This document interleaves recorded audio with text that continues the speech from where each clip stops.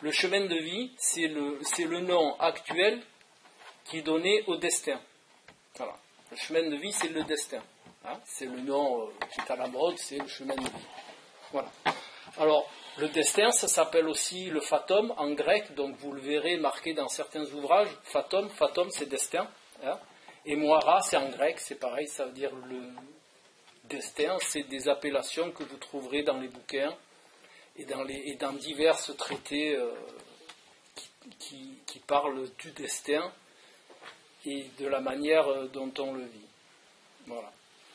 Donc, le chemin de vie, déjà, si vous êtes là, c'est que vous pensez que l'être humain est autre chose qu'un amas de cellules qui naît, qui vit et qui va s'éteindre, qui va disparaître. Hein? Si vous êtes là, c'est que vous pensez qu'il y a autre chose que cet amas cellulaire dont nous sommes composés. Donc maintenant, il serait bien de définir dans quel sens vous pensez être plus qu'un amas cellulaire. C'est-à-dire, il y a des gens qui pensent qu'ils sont mués par une énergie X, qu'on peut appeler, alors chacun lui donne un nom par rapport à ses croyances. Alors ça peut être l'âme, ça peut être les forces cosmiques, ça peut être une entité, c'est-à-dire être doté que nous sommes tous dotés d'une énergie personnelle qui nous permet d'avoir un chemin de vie. Voilà. Ensuite, il y a aussi la notion de réincarnation qui rentre en compte dans le chemin de vie, puisque beaucoup de gens parlent de chemin de vie sur plusieurs vies. Hein. Ensuite, il y a le chemin de vie à proprement parler de la réincarnation présente. Voilà. Maintenant, pourquoi avons-nous un chemin de vie ? À quoi ça peut servir, un chemin de vie, à votre avis ? Donc vous avez dit être heureuse. Être heureux et rendre heureux aussi. Et rendre heureux, voilà. Ensuite, notre âme. C'est notre âme. Voilà, oui. C'est l'axe sur lequel il faut se recentrer pour être sur la voie juste. Ensuite, alors, vous n'avez pas beaucoup d'idées. Alors, le chemin de vie, comme a dit, c'est quoi votre prénom ? Jean-François, c'est ça ? Bon, comme a dit Jean-François, c'est souvent apparenté à la vie de l'âme. Hein ? Donc, l'âme se servirait de la matière, c'est-à-dire du corps, comme d'un véhicule pour réaliser ce qu'elle a à faire dans cette incarnation. Donc, le problème que cela pose, c'est que il y a le corps de matière, il a un ego, alors que l'âme, elle est dans le corps matière pour faire évoluer la matière. C'est clair pour tout le monde ? Oui ? Voilà. Donc, de ce fait, notre corps de matière, c'est un outil pour l'âme qui va lui servir à réaliser son évolution et à réaliser son expérimentation dans cette incarnation présente. D'accord ? Après, quand l'âme aura expérimenté ce qu'elle a expérimenté dans cette incarnation présente, elle va laisser le véhicule, c'est-à-dire notre corps matière et notre ego. Je vous verrai pourquoi je précise et l'ego, pour après faire une autre expérimentation, elle va choisir un autre corps matière pour faire ce qu'elle a à faire. D'accord ? Donc, pourquoi je vous parle d'ego ? Parce que ce qui est difficile pour l'être humain de concevoir, c'est l'abandon de l'ego. C'est là où beaucoup de religions rentrent en jeu, en travaillant sur l'ego, et où vous entendez souvent dire bon, il faut lâcher l'ego, il faut lâcher l'ego. Il faut lâcher l'ego parce qu'en réalité, à contrario, l'ego, on en a besoin pour le corps matière, pour que le corps matière puisse vivre, mais l'âme en elle-même, elle n'en a rien à faire de l'ego. D'accord ? L'ego, il devrait juste servir à faire vivre le corps matière. Et nous, au stade d'évolution où nous sommes, l'ego a pris le pas sur l'âme. C'est-à-dire que la matière, entre guillemets, a pris le pas sur l'âme. Voilà. Vous suivez ça, c'est clair ? Je suis clair ? Voilà. Donc, le but, déjà, premier du chemin de vie, et de faire apparaître l'âme que nous avons chacun en nous. Puisque monsieur a parlé d'âme, donc je prends cette entité-là, mais ça peut être force cosmique. Vous avez des gens qui croient, à juste ou pas, ça, je ne rentrerai pas dans le sujet, mais vous avez des gens qui pensent qu'on a une étincelle de ce grand tout à l'intérieur, et cette force du cosmos, appelons ça comme les gens l'appellent, ben, elle est là pour évoluer aussi. D'accord ? Alors, dans tout ça, il y a plusieurs évolutions qui sont imbriquées l'une dans l'autre. Il y a l'évolution personnelle, le chemin de vie personnel de chaque être humain, donc de chaque âme, hein, on va prendre un terme standard pour tout, voilà.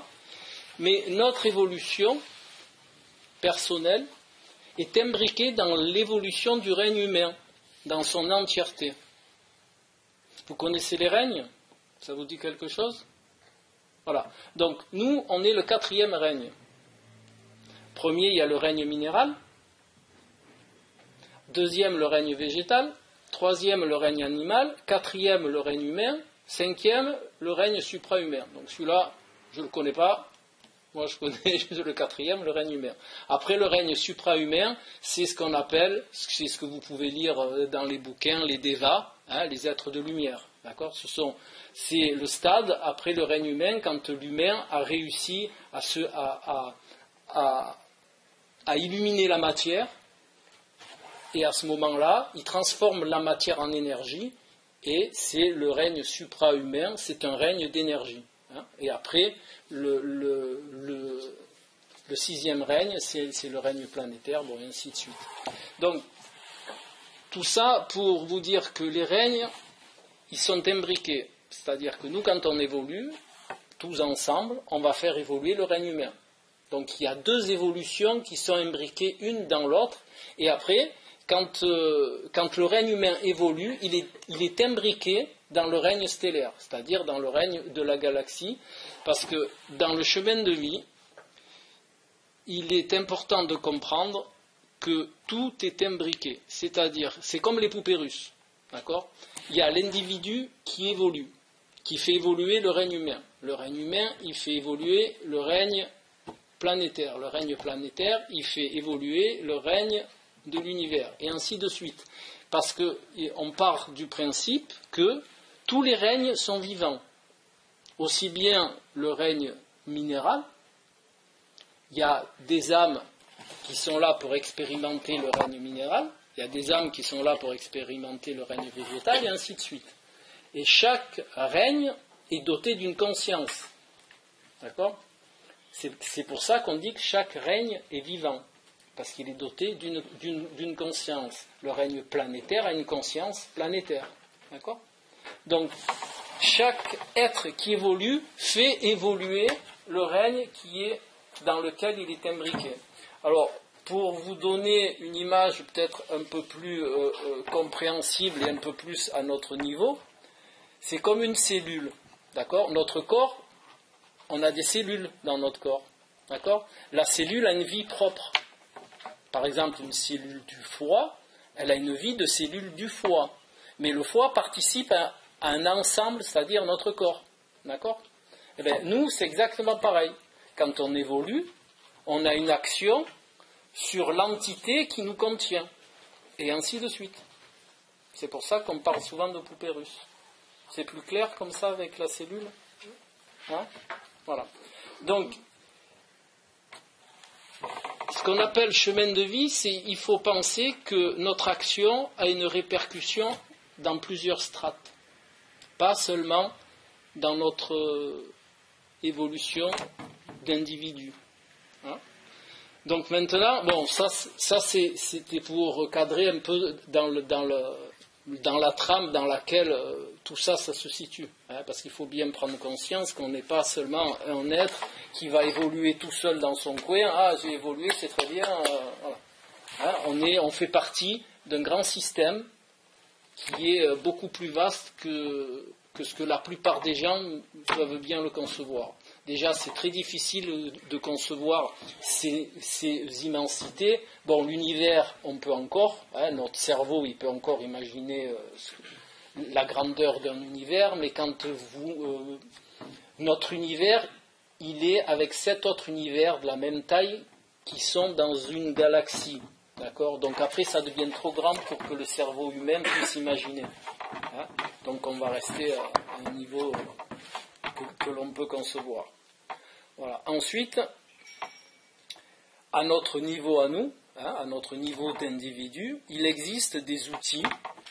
Alors, je vous le fais un peu condensé, parce que la maison des associations, ils sont très stricts sur l'horaire. 21h, c'est 21h. Donc, je vais essayer de vous donner le maximum d'informations en un minimum de temps. Voilà. Donc, il existe des outils qui font partie de l'ésotérisme. Vous connaissez ce qu'est le terme ésotérisme, hein ? Voilà. Ésotérisme, ça veut dire initiation. Le terme que vous trouverez dans le dictionnaire, c'est initiation secrète. Voilà. Mais bon, l'ésotérisme, c'est surtout éso, donc tourné vers l'intérieur, à contrario de exo, tourné vers l'extérieur. Hein. Donc ésotérisme, ce sont des outils qui sont tournés vers l'intérieur et qui permettent d'avoir une idée sur notre chemin de vie. Voilà. Alors, il en existe beaucoup d'outils. Je vais vous parler qui, à mon sens, et de par expérience, ça fait quand même presque 30 ans que je consulte, donc j'ai employé plusieurs outils, hein, et les plus fiables, à mon avis, de par mon expérience, c'est ceux que je vais vous citer. Donc, en premier, il y a l'astrologie ésotérique, ce qui est un peu différente de l'astrologie que vous rencontrerez. Alors, je ne rentrerai pas dans le débat, l'astrologie, c'est cagade, ça c'est niçois, hein, cagade, c'est pas fiable, voilà. Je ne rentre pas dans ce débat-là, parce que ça fait aussi... j'ai écrit mon premier article d'astrologie médicale en 92, donc ça fait déjà un moment, et j'ai un gros recul sur cet outil-là, et quand c'est pratiqué comme il faut, c'est fiable. Voilà. Maintenant, chaque personne, chaque astrologue pratique à sa manière. Alors, c'est vrai on trouve de tout, hein, là-dedans. Bon, l'astrologie employée comme il faut, l'astrologie ésotérique, peut aider à trouver son chemin de vie, mais surtout à savoir comment le vivre et dans quel sens aller. D'accord ? Il y a des gens qui pratiquent l'astrologie, là. Non ? Un peu, vous connaissez un petit peu. Voilà. Et vous aussi. Il y en a d'autres ? Non ? Bon, c'est trop bien. Voilà. Donc, l'astrologie est un des outils. Voilà. Alors, l'astrologie faite comme il faut, et surtout des écrits de Alice Bailey, ça vous dit quelque chose ? Alice Bailey ? Bon. Blavatsky, ça vous dit quelque chose ? Non plus. Bon, c'est pas grave. Ce sont des gens qui ont voué leur vie à faire des recherches. Ce sont que des gens qui ont fait des recherches. Ils ont très peu consulté. Et ils ont écrit des ouvrages qui datent des années 1920, mais ce sont des gens qui ont passé 50 ans de leur vie à ne faire que ça, voilà, à chercher astrologiquement, voilà, bon. Et qui ont donné des trames de chemins à suivre pour décoder le thème astral pour la recherche du chemin de vie, c'est-à-dire pourquoi on est là, qu'est-ce qu'on a à faire, comment le faire et pourquoi. Parce qu'en réalité, quand on s'adresse aux gens sur le chemin de vie, beaucoup de gens cherchent plutôt quelque chose d'égotique. Hein, c'est-à-dire, comme a dit madame, je veux être heureux, je veux donner de l'amour, je veux ci, je veux là, mais ça c'est ni plus ni moins à titre égotique. Le chemin de vie, c'est quelque chose c'est une démarche qui doit être dénuée de toute attente de retour. C'est-à-dire, je ne fais pas ça pour avoir ça. Là, on est dans l'ego. D'accord ? On n'est pas dans le chemin de vie. Le chemin de vie, c'est pas non plus de la spiritualité dans laquelle on médite une demi-heure tous les jours et le reste, on va se battre dehors, quoi. Vous voyez ce que je veux dire? Le chemin de vie, c'est une manière de vivre. Hein? C'est faire ce pourquoi l'âme est incarnée dans notre corps et nous amène à une expérimentation sur la matière. Alors, il existe une science ancienne du temps des Égyptiens, qui est très peu connue aussi, je suis désolé, je parle de choses, mais bon, ça fait partie de la conception du chemin de vie, c'est l'hermétisme. Vous connaissez l'hermétisme? Thoth, ça vous dit quelque chose? Hermès Trismégiste? Non plus. Bon. Voilà. Donc, l'hermétisme, c'est la base de la connaissance du chemin de vie. Tout vient de là. Donc, la science hermétique, c'est pas le Tupperware, hein. La science hermétique, c'est les Égyptiens qui avaient regroupé donc plusieurs outils pour arriver à décoder le chemin de vie. Donc il y avait l'alchimie, il y avait l'astrologie, il y avait les mathématiques. Hein, la Kabbale, par exemple, ça fait partie des outils aussi. Vous connaissez la Kabbale? Un peu? Vous en avez entendu parler? Voilà. Donc, et la science des chiffres, hein, notamment le chiffre d'or. Hein. Donc tout ça, ça fait partie des outils pour décoder le chemin de vie. Voilà. La méditation en elle seule ne suffit pas. La méditation en elle seule est plutôt un outil pour rentrer en contact avec l'âme, mais un contact d'ensemble et de globalité. Vous savez, la différence qu'il y a entre ce que vous entendez souvent, le chemin de vie est quelque chose de global. On part du global pour arriver au particulier. D'accord? Le chemin de vie est là pour entre guillemets, pour illuminer la matière, c'est-à-dire la rendre spirituelle. C'est ça le chemin de vie. Donc on a tous quelque chose à expérimenter qui est fait pour illuminer la matière dans une certaine démarche. Par exemple, il y a un exemple qui est plus ou moins connu et que tout le monde peut comprendre, c'est travailler sur les émotions. Les émotions ne sont que vouées à satisfaire l'ego. C'est pour ça que dans toutes les doctrines, dans toutes les religions, on vous recommande de travailler sur vos émotions.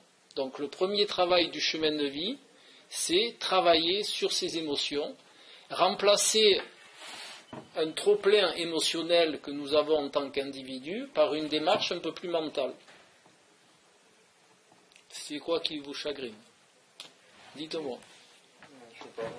Non, mais allez-y. Ces émotions, on n'est pas forcément nous, on n'est pas forcément... Les émotions ne sont que des... Plus.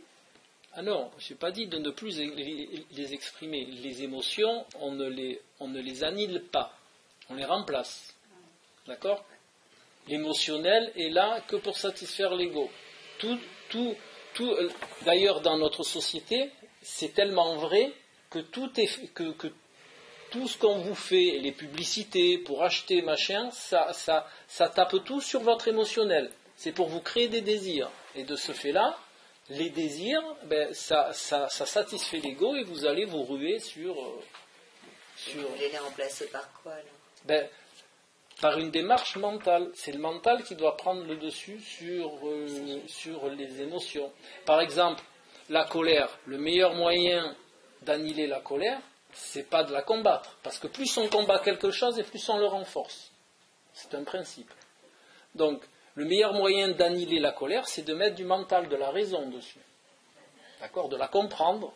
Une fois qu'on l'a comprise, on la contrôle. D'accord? On la remplace. Mais on ne la combat pas. Dans tout ce qui est chemin de vie, dans tout ce qui est démarche spirituelle, on ne combat jamais.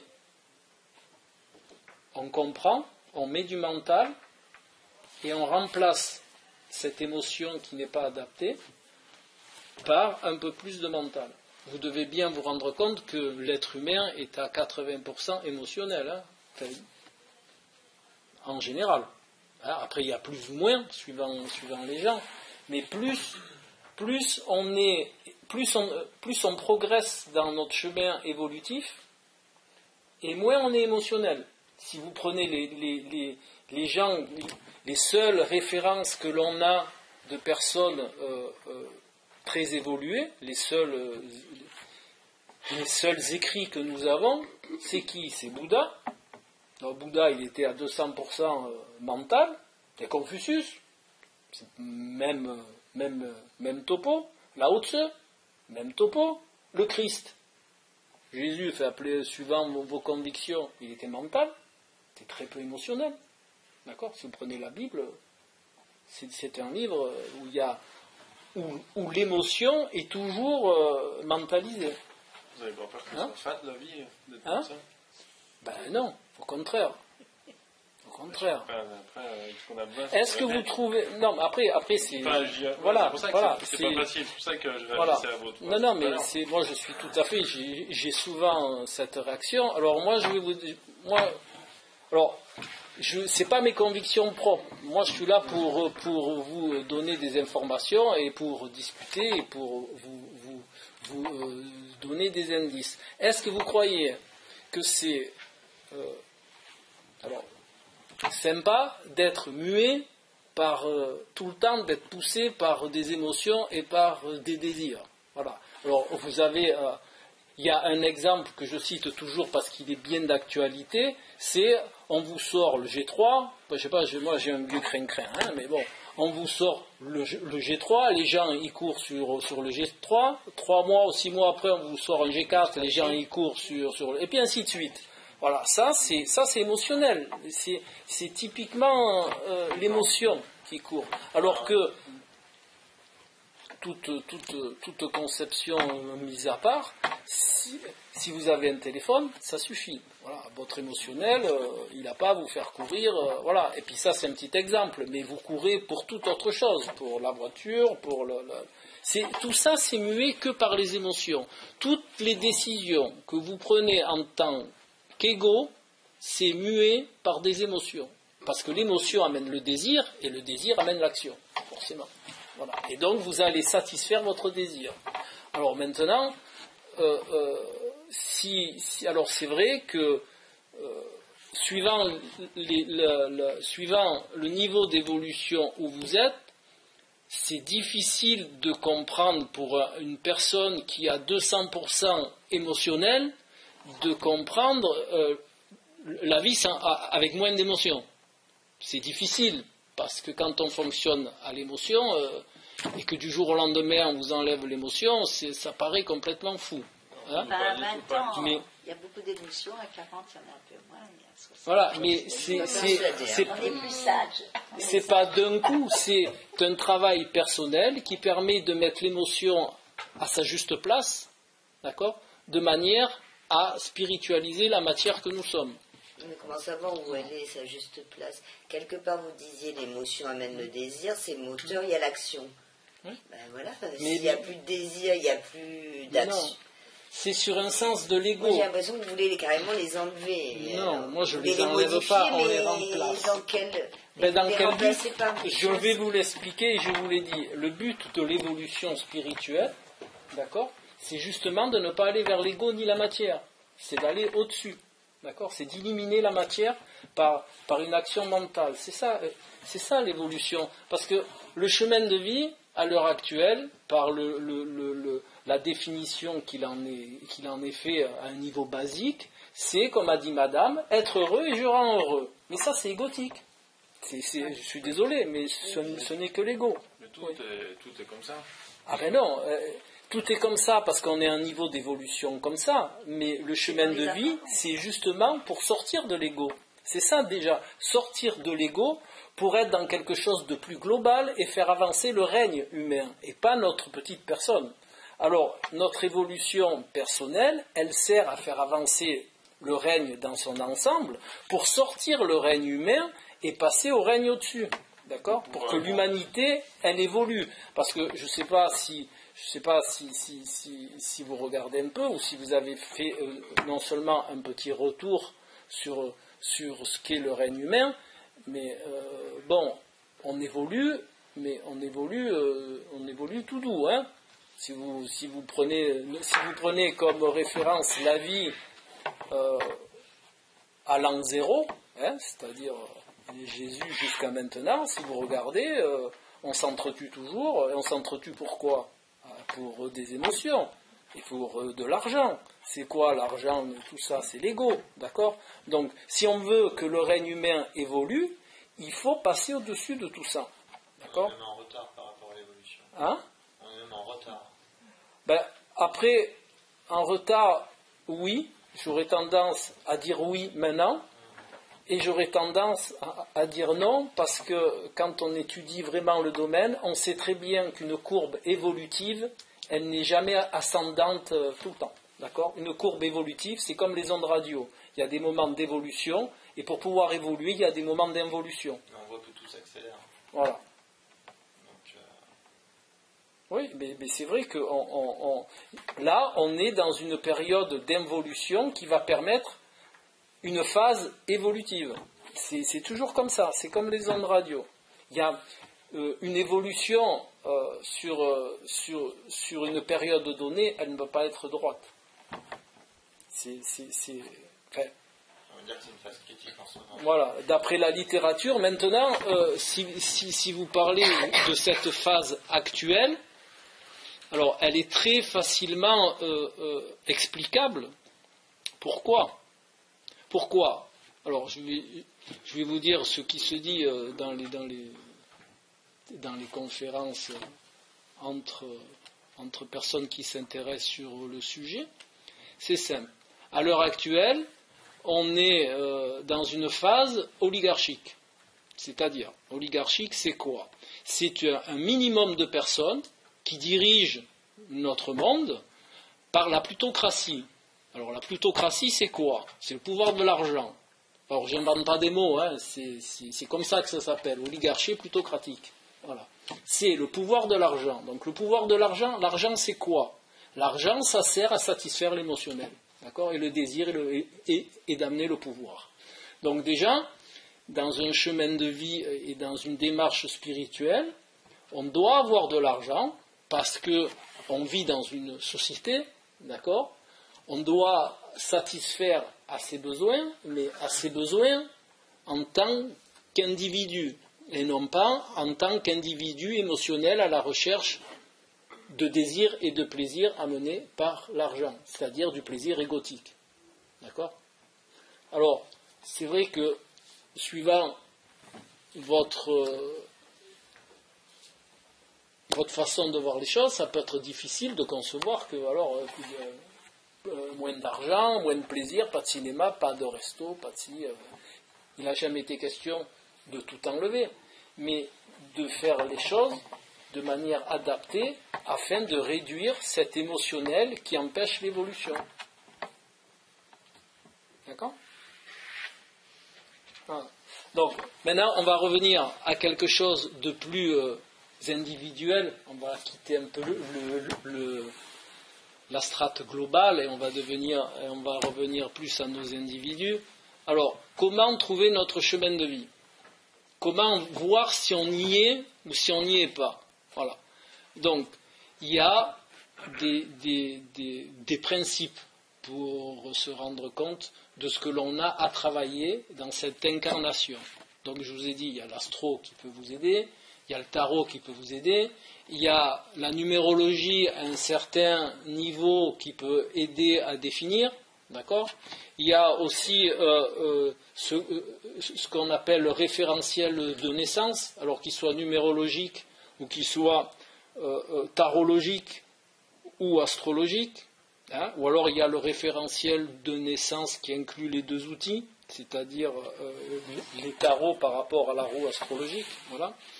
Et ensuite, si vous n'êtes pas versé dans ces démarches-là, hein, si vous n'êtes pas... parce qu'on peut très bien trouver son chemin de vie sans être versé dans l'ésotérisme. Hein. Il n'y a pas que ça. ça fait partie des outils qui, à mon sens, sont les plus fiables, mais il y a d'autres manières de faire. Il y a ce qu'on appelle le repérage contextuel. Alors, le repérage contextuel, c'est quoi? C'est les situations qui sont récurrentes, c'est les contextes qui sont récurrents dans votre vie. Les choses qui reviennent tout le temps. Même si le contexte est différent, la chose, elle revient. Indéniablement, voilà, ça c'est un repérage qui peut vous permettre de savoir ce que vous avez à faire dans votre... Répétition, vous voulez dire? Voilà, oui. Récurrent, oui. Répétition. Voilà. C'est des leçons à apprendre, en fait. Voilà. Les contextes qui sont répétitifs sont un indice de la chose que vous avez à travailler dans cette incarnation-là.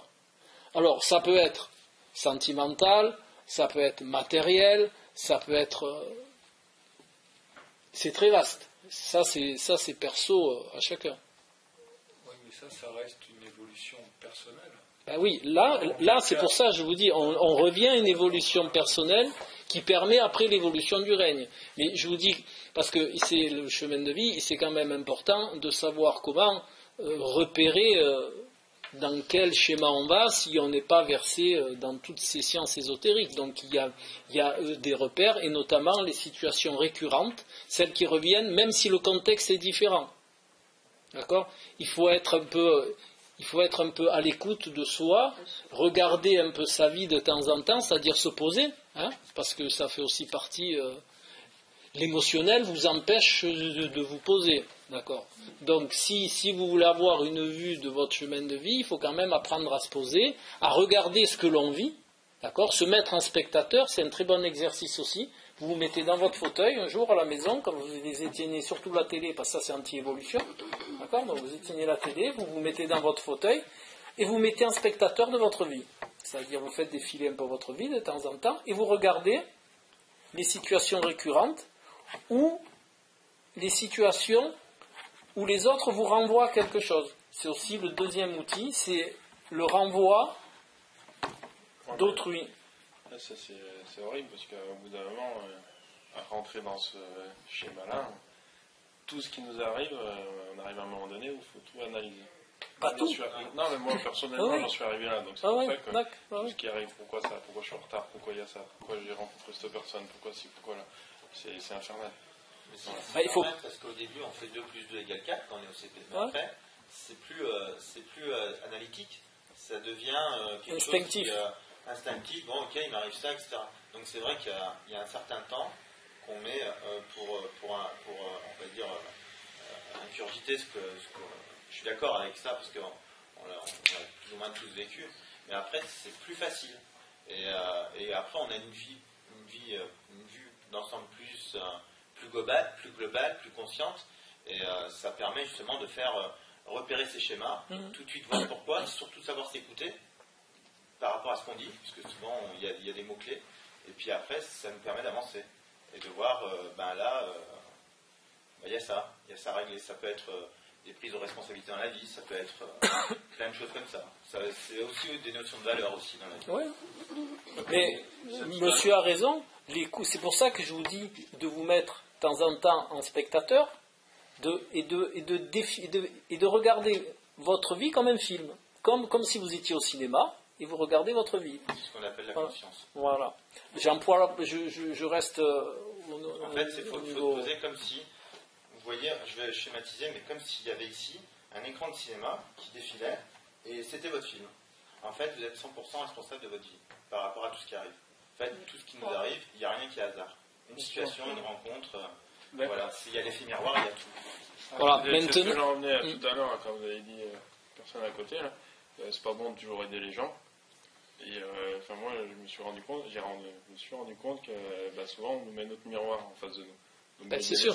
Les gens. Et en fait, si on essaye plus d'analyser les autres, je pense que ce petit film, à un moment donné, on n'arrive pas à le voir et à se le faire, donc automatiquement, en face de nous, on dit allez, je vais être cool avec toi, je vais te mettre ton image en face de toi.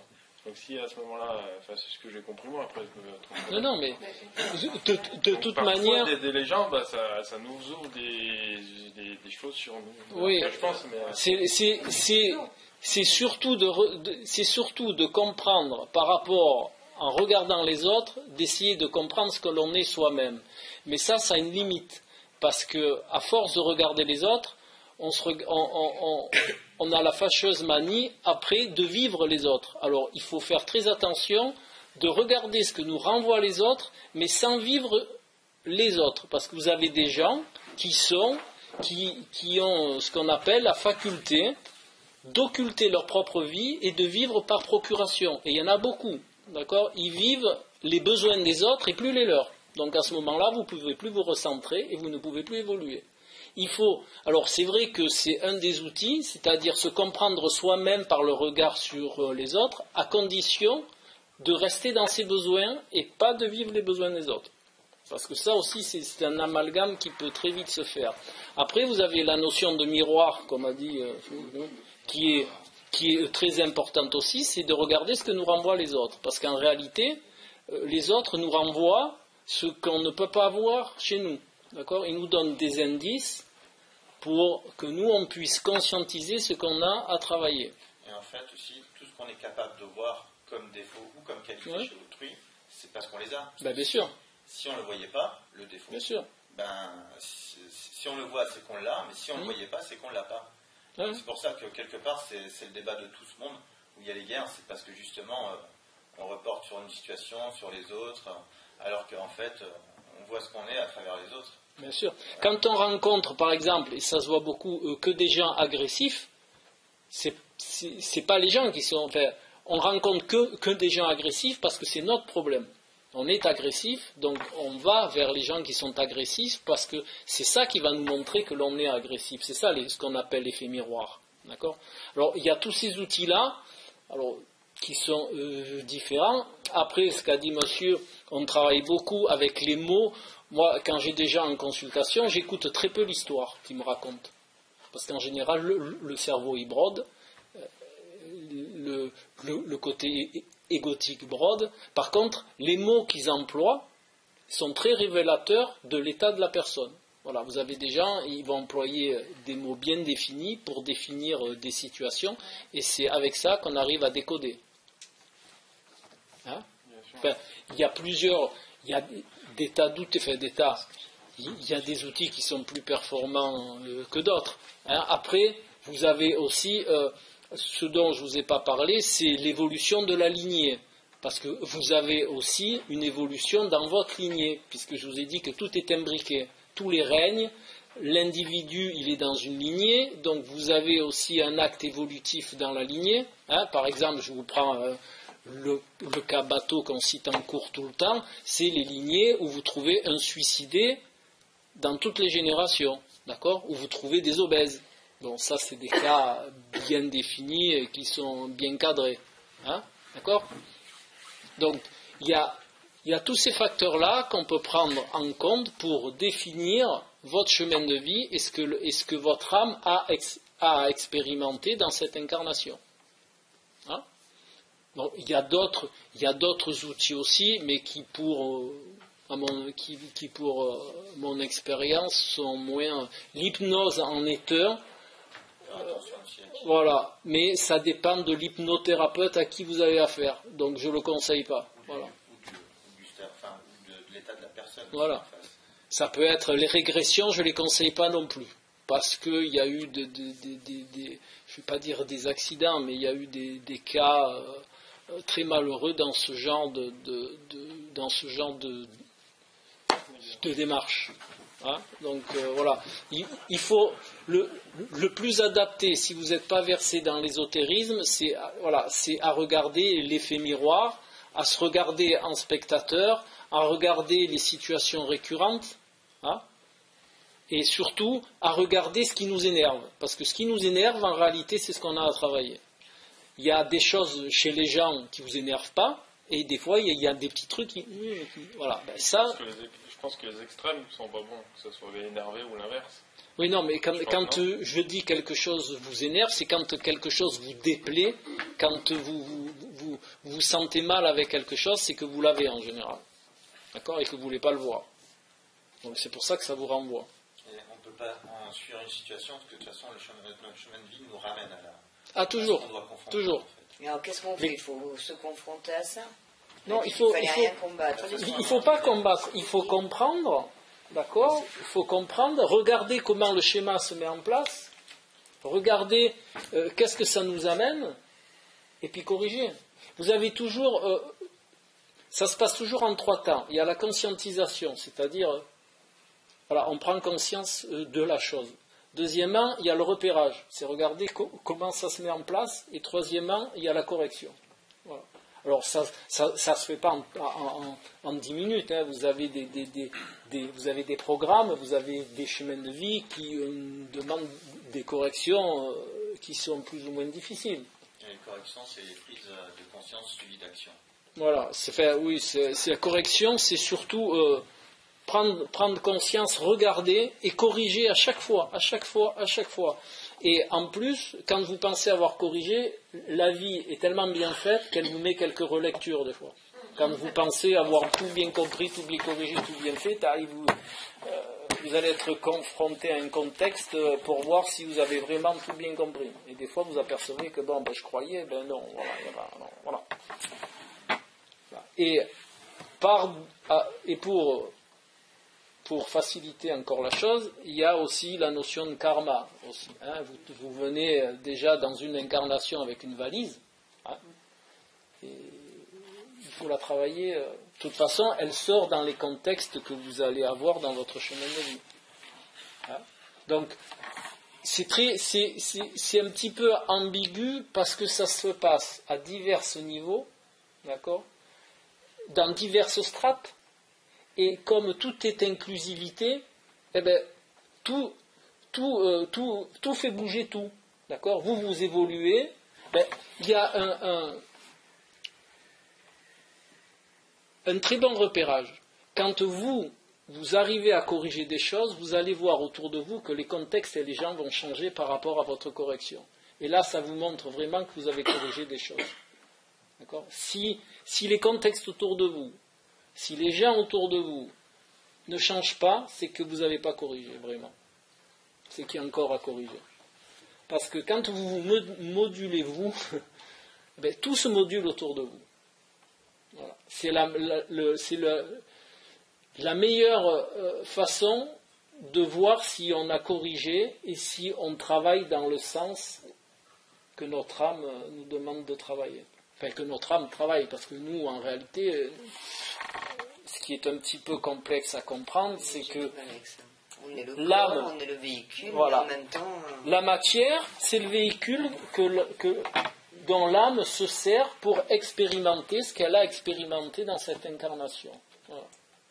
Alors, ce qui est difficile dans nos sociétés, alors là je fais juste un petit écart, parce que ça c'est pas le but, et puis ça peut être déstabilisant. Ce qu'il y a de difficile dans notre société, c'est que nous n'apprenons plus à nous débarrasser de la matière. Entre guillemets, ça s'appelle la mort de la matière. D'accord ? Alors que, avant, et dans d'autres civilisations, l'apprentissage de la mort est fait dès la naissance. On apprend, au fur et à mesure que l'on vieillit, à mourir. Vous prenez dans le bouddhisme, dans l'hindouisme, dans n'importe quelle civilisation autre que la nôtre, nous, on a plutôt tendance à vous dire presque, entre guillemets, qu'on est immortel jusqu'au jour où vous avez un problème de santé qui est un petit peu plus grave que la normale, et là on commence à vous dire, bon écoutez, là le cachou que je vous donne d'habitude, ça marche plus. Là il va falloir entrevoir que peut-être, vous allez peut-être, il y a peut-être des chances que vous alliez maintenant, mais comment, mais on m'avait jamais dit que je suis mortel. Et ça je le vois tous les jours en consultation, les gens, ils ont la notion de mort, ils connaissent le mot, mais on vous dit tellement que vous allez vivre très longtemps et très en bonne santé et tout ça, que les gens ont perdu ce rapport à la mort. Et le jour où ça arrive, le jour où vous avez quelque chose qui est un petit peu difficile à passer et que le Doliprane n'y suffit plus, là ça commence à faire mal au ventre. Hein. D'accord ? Donc il y a aussi cette notion que la vie la mort n'est pas le contraire de la vie. La mort n'est pas la fin de la vie, parce que si la mort était la fin de la vie, il n'y aurait déjà plus de vie dans l'univers depuis bien longtemps qu'on meurt. Hein, d'accord ? La mort, c'est le contraire de la naissance. On naît, on meurt. Mais la vie, elle, la mort n'est pas le contraire de la vie. D'accord ? Si on prend le langage des oiseaux, il y a l'âme, l'âme, or. Et là où naît l'essence. Ouais. Les expérimentations, les émotions qu'on vit en ce moment. Ouais. Donc, vous voyez, il y a cette notion de départ, je vais dire. C'est pour ça que la notion de véhicule, elle vous est difficile à concevoir, puisque vous êtes la matière. Vous ne conscientisez pas que la matière est muée par une énergie autre que la matière. D'accord ? D'ailleurs, notre véhicule en dit beaucoup sur nous-mêmes, sur Oui. notre état intérieur. Ben, bien sûr, puisque quelque part, l'âme choisit le véhicule de cette... Moi, je parle du véhicule physique. Oui. Okay. Oui, moi aussi je parle du véhicule physique. Oui. Voilà, l'âme elle choisit pas. Alors, on va aller un peu plus loin. L'âme ne choisit pas au hasard. Ni là où vous naissez, ni la famille où vous naissez, ni la culture où vous naissez, ni le véhicule que vous avez. Enfin, même la couleur. Voilà. L'âme, elle est là pour réaliser quelque chose et elle choisit ce qui est adapté à ce qu'elle a à faire. C'est pour ça que la notion, enfin pour moi, après chacun, là je vous mets ma conception parce que je pense que c'est important que je la mette, pour moi le hasard, la chance, ou appelez ça comme vous voulez, ça n'existe pas. Il n'y a pas, voilà, il n'y a pas. Les gens que vous rencontrez, ils sont porteurs de quelque chose comme vous êtes porteur de quelque chose pour eux. Il y a un très bel exemple de ça. Pour qu'il y ait des bourreaux, il faut qu'il y ait des victimes. Alors c'est un exemple dur, mais c'est un exemple qui veut bien dire ce qui est. Pour qu'il y ait des bourreaux, il faut qu'il y ait des victimes. Donc dans notre expérimentation en tant qu'humain, eh ben, il y aura toujours des bourreaux et il y aura toujours des victimes. D'accord ? Parce qu'un est utile à l'autre et un ne peut pas vivre sans l'autre. D'accord ? Donc c'est pas quelque chose qui est là au hasard, c'est pas dû à c'est parce que pour que un vive son expérimentation, ben, il faut qu'il y ait l'autre. D'accord ? D'ailleurs, il y a des couples qui se séparent parce qu'ils ont juste appris ce qu'il y avait à apprendre de l'autre. Voilà. Et ils ne savent pas pourquoi, mais c'est juste ça en fait. Mais ça, on revient toujours à l'ego. L'ego n'accepte pas la séparation parce qu'il est dans l'émotion. C'est le formatage aussi. Voilà, oui, c'est ça, mais c'est surtout parce que c'est dans l'émotion. Alors que quand on avance dans des strates, on sait très bien que quand on a fini l'expérimentation ou ce qu'on avait à expérimenter avec la personne, eh bien voilà, c'est fini. Bon, ben voilà, tu m'as aidé, je t'ai aidé. Voilà. Maintenant, je vais vers autre chose. C'est D'accord ? là où il faut dire qu'il ne faut pas hésiter, il faut accepter. Ben, c'est ce que je dis. Il faut jamais combattre. La résistance, c'est anti-évolution. Il ne faut pas résister. Il faut comprendre. Voilà, il faut comprendre. Il faut ouvrir. Voilà. Et quant aux émotions, pour revenir à ce que dit Jean-François, l'émotion mal gérée, l'émotion inadaptée, l'émotion inappropriée, c'est source de maladie à 200%. Mais si on va par là, le corps qui a été choisi par l'âme, parce que c'était meilleur pour ce qu'elle a à faire. Cette mission-là, je veux dire, si c'est un choix de couleur, etc., ça peut être aussi un choix de caractère émotionnel. Ben oui. Alors pourquoi aller contre ça ? C'est que finalement... On ne va pas contre, on remplace. Oui, il faut enlever le contre et la guerre. Tout ça, il faut l'enlever. On remplace, on comprend. On le remplace. J'ai l'impression que vous voulez le virer. Quoi. Ben non, j'ai jamais dit virer. Moi, je dis on remplace, on ne le combat pas. Et par la conscientisation et par la correction, ça se fait tout seul. On n'a pas besoin de combattre. Combattre, c'est de la résistance. Et quand on résiste, on n'avance pas. Je ne sais pas, parce qu'on ne doit pas mettre les mêmes mots. Peut-être que dans vos émotions, c'est des émotions peut-être dans le négatif. Moi, il me semble que dans le caractère émotionnel, on peut mettre la compassion, on peut mettre des... Mais la compassion, on en a besoin aussi. Mais tout ça, c'est à titre égotique. C'est pas le travail de l'âme. Tout ce qui est égotique est anti-évolution. Voilà. Tout ce que vous faites pour votre corps de matière, pour votre... L'ego, c'est ce qui gère le corps de matière et non, voilà. L'âme est là pour faire son boulot et quelque part, l'ego a une trop forte présence par rapport à l'âme, donc l'âme doit travailler sur l'ego, donc pour l'amoindrir de manière à ce qu'elle puisse transparaître beaucoup plus et faire son travail. L'ego, C'est un peu inhibé pour que le corps soit plus malléable, on va dire. non, c'est pas inhibé, c'est faire passer l'âme avant l'ego, si vous préférez. Notre chemin de vie Si va nous on plaire est- ou pas? Hein? Et obligatoirement, il va nous plaire ou pas, notre chemin de vie? Ben, alors, Sur la voie juste, oui. voilà, si vous allez dans la voie de l'âme, le chemin de vie, il va vous plaire. Si vous allez dans le chemin de l'ego, de la matière, votre chemin de vie, je vous garantis qu'il ne va pas vous plaire. D'où on vit le ciel et l'enfer, enfin, le Voilà. paradis et l'enfer sur terre. Voilà. Ouais. Et c'est ce que disaient certains, l'enfer est sur terre. Hein. Ça, c'est quand on est du côté de l'ego. Si vous êtes du côté de l'âme, ben, vous allez vous réaliser. L'âme, elle va se réaliser au travers de la matière. Donc, ça va vous plaire. Ça dépend de quel côté vous vous mettez. Je vous disais que tout à l'heure c'était frustrant, on dit souvent qu'il faut avoir la foi.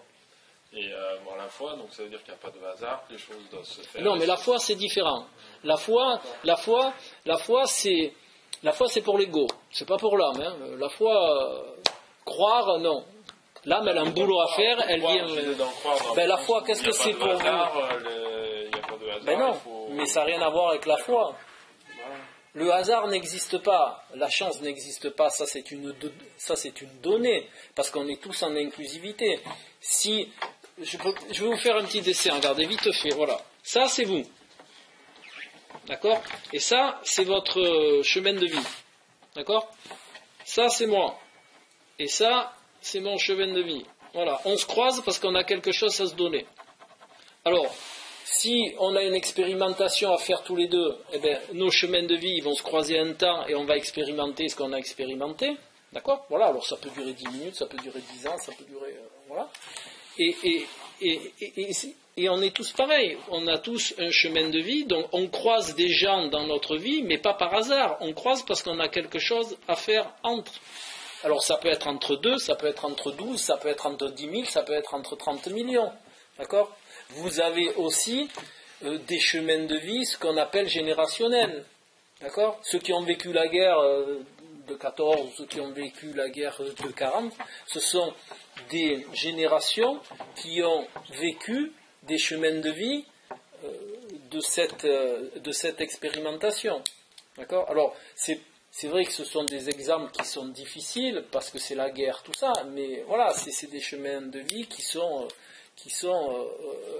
inclus les uns dans les autres. Je crois que ce qui est difficile à comprendre pour la majeure partie des gens, c'est cette notion de globalité. L'âme travaille dans le global et non pas dans la particularité.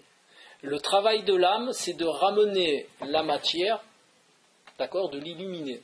Voilà. Et ce qui est difficile à comprendre, c'est que nous, on est dans l'individualité de la matière la plus totale. Donc c'est vrai que, à contrario, c'est pour ceux qui sont très, très matière, eh ben, c'est très difficile à comprendre qu'il puisse y avoir quelque chose qui gère la matière quelque part. Parce qu'on croit que la matière, on la gère nous. Ah tiens, moi je suis Harry Galien, je me gère. Il n'y a rien du tout. J'ai une question, enfin, Ouais. une interrogation. On dit souvent notre expression heureux les simples d'esprit. Est-ce que des gens qui sont... Oui, mais ça ne veut pas dire ce que vous pensez. Hein. Non, mais voilà, mais je ne sais pas, mais est-ce que les gens qui sont totalement dans la matière et dans l'ego et qui ne se posent pas de questions, au final ne sont pas plus heureux que ceux qui s'en posent et qui sont cérébrales et qui vont chercher à comprendre Oui, non, mais je comprends bien ce que vous voulez dire. Là, j'aimerais bien être con, j'aimerais bien payer, je consomme, Alors, tout le monde, et je ne me pose pas de questions. Juste un truc, c'est que quand on dit heureux sont les simples d'esprit, ça ne veut pas dire sont heureux les idiots, déjà. Ça veut simplement dire que, justement, heureux sont ceux qui ne cèdent pas à leurs émotions, c'est-à-dire on va dans la simplicité. Voilà. L'émotion, c'est quoi? L'émotion, c'est porteur de tout ce que vous venez de dire. Voilà, c'est simple. Votre ego, il n'est muet que par l'émotion. Voilà, c'est simple. Donc, la télé, je sais pas, moi, là, je parle matière. Voilà, mais il y a aussi de l'ego, il y a aussi de l'émotionnel pour l'égotique qui est sur le plan sentimental, sur le plan du pouvoir. Mais c'est de l'ego quand même. C'est pas de l'ego consommation, je vais dire, mais c'est de l'ego quand même. D'accord ? Donc quand on dit les simples d'esprit, ce sont les gens qui sortent de plus en plus de l'émotion, d'un esprit simple. C'est pas le bon terme, mais je veux dire, est-ce que ces gens qui sont uniquement là-dedans, dans cette vie égotique, au final, ne seraient pas plus heureux, en tout cas dans cette vie-là? Après, peut-être Oui, non, mais on parle de cela, puisqu'on est là, de toute façon, avant ou après. on parle de celle-là. Oui, on parle de cela. Alors, moi, je vais vous citer un petit exemple et vous allez réfléchir 3 secondes dessus. Déjà, essayez de sortir du jugement. Et vous allez voir le repos que ça vous donne mentalement. Sortez du jugement. Tout simplement, vous essayez, parce que c'est pas facile à faire, hein, je vous garantis. Vous sortez du jugement.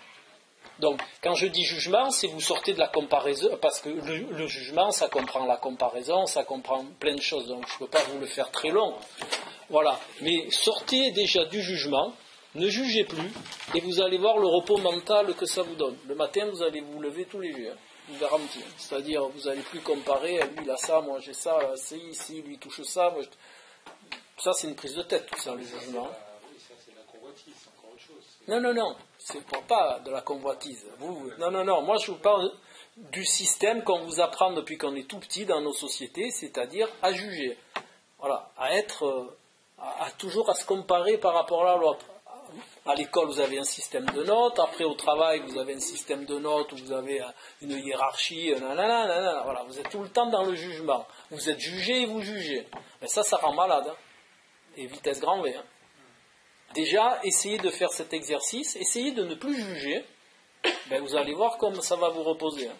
C'est-à-dire, on peut se dire, je m'en fiche. Il arrive quelque chose, je m'en fiche. Non. On ferme les oreilles. Non, on ferme rien, justement. Il y a ne plus être dans le jugement, il y a une démarche bien définie, c'est-à-dire, voilà, moi je vous dis ce que je fais, après chacun fait à sa sauce, hein, chacun trouve son équilibre.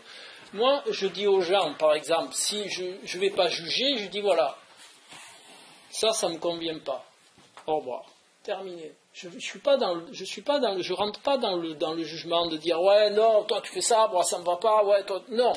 Moi, si vous me dites, voilà, moi ça me convient pas, merci, au revoir. Et puis ça s'arrête là, c'est clair, net, et voilà, ça embrouille pas la tête, ça. Il y aura toujours quelque chose qui ne nous convienne pas dans une situation ou chez quelqu'un aussi. Donc, Il faut dire non des fois. Je peux répondre. En fait, par rapport aux personnes, là, quand vous dites, oui, c'est vrai, on est toujours amené à juger quelqu'un par rapport à quelqu'un.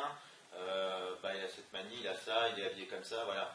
En fait, ça, c'est avec les yeux du cerveau. Si vous le voyez avec les yeux du cœur, comme disait Saint-Exupéry, il avait dit l'essentiel est invisible pour nous. L'essentiel est invisible si pour vous nous. le voyez en tant qu'une personne qui est venue ici, comme la vie est un grand théâtre, et qu'il est ici pour vous apprendre, ça se trouve, c'est quelqu'un, enfin c'est sûr, c'est quelqu'un sûrement que vous aimez beaucoup, mais qui a pris un déguisement, qui est juste là, votre ennemi, on va dire, entre guillemets, dans cette vie-ci, pour vous montrer quelque chose, il se confronte à vous, mais c'est simplement pour que vous compreniez quelque chose dans cette vie-ci que vous avez du mal à comprendre. Et si vous regardez les choses avec cette optique-là, dans ce sens-là, ça change la donne. On ne voit plus, il n'y a plus de racisme, il n'y a plus de haine, il n'y a plus rien. Il y a juste, la vie est un grand théâtre, chaque genre, il a le costume d'un maghrébin, il a le costume d'un noir, il a le costume de quelqu'un qui est en colère, il a le costume d'un assassin, mais c'est des gens qui sont là pour nous apprendre. Et je pense que de ce point de vue de ça, je pense que là... Ah oui, ça là. Et là, bizarrement... au revoir, ça ne me convient pas, au revoir. C'est pour... Ce que je vous explique, c'est pour pas rentrer dans la polémique. Dans tout ce qui n'est pas adapté. Voilà, si... En allant dans l'extrême, on croise un violeur d'enfants, on dit salut, au revoir, j'ai rien à faire avec toi. Mais quelque part, c'est ça. Ça veut dire quoi? Ça veut dire que c'est dur à concevoir. Moi, j'étais arrivé il y a une fois à essayer de comprendre ça. Et donc, en fait, si notre chemin de vie il est là comme ça, donc ça veut dire peut-être que celui qui a violé un enfant et tué un enfant, c'était peut-être son chemin de vie. Donc, en gros, c'est peut-être quand on va par là, c'est le coup du lui qui est bourreau plus et de à la plaindre. victime. C'est peut-être lui qui est plus à plaindre que la victime, en fait. Parce que peut-être c'est quand même pas de bol d'avoir ce chemin de vie-là.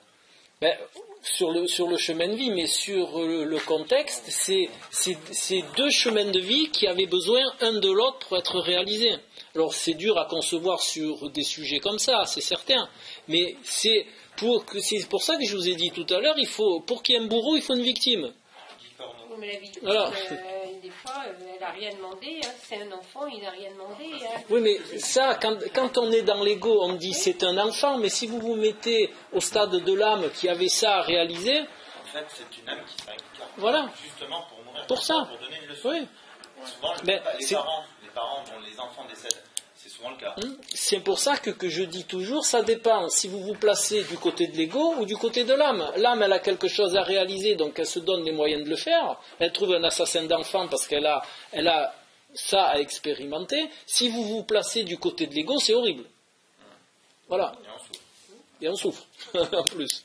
D'accord? Donc tout dépend de quel côté vous vous placez. Tout dépend du côté de quel côté vous conscientisez les choses. Hein? Arriver à se dire, je comprends Non, ce mais que vous dites, mais c'est très compliqué pour moi de l'intégrer par contre. Ah ben ça, Tant qu'on ça, parle de bourreau et de victime dans l'absolu, ça va bien, et quand on le place dans un contexte, pour moi, c'est intenable. mais c'est Parce que intenable. quelque part, on se met à la place soit du parent, soit même de l'enfant, puisqu'on est soi-même enfant de parent. On se dit, c'est inimaginable à vivre, on peut pas. C'est pour ça que c'est un système. Mais c'est sûr, c'est pour ça que c'est un système évolutif, parce qu'on ne peut pas conscientiser quelque chose dont on n'est pas à la strate. Si vous êtes, mais c'est pas une critique, c'est parce que c'est comme ça.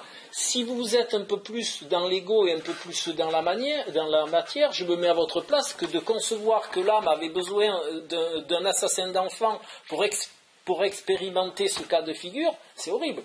Je le conçois très bien. Mais après, quand vous mettez sur une autre strate, eh ben c'est pas horrible, c'est un besoin qu'avaient les deux chemins de vie pour être réalisés.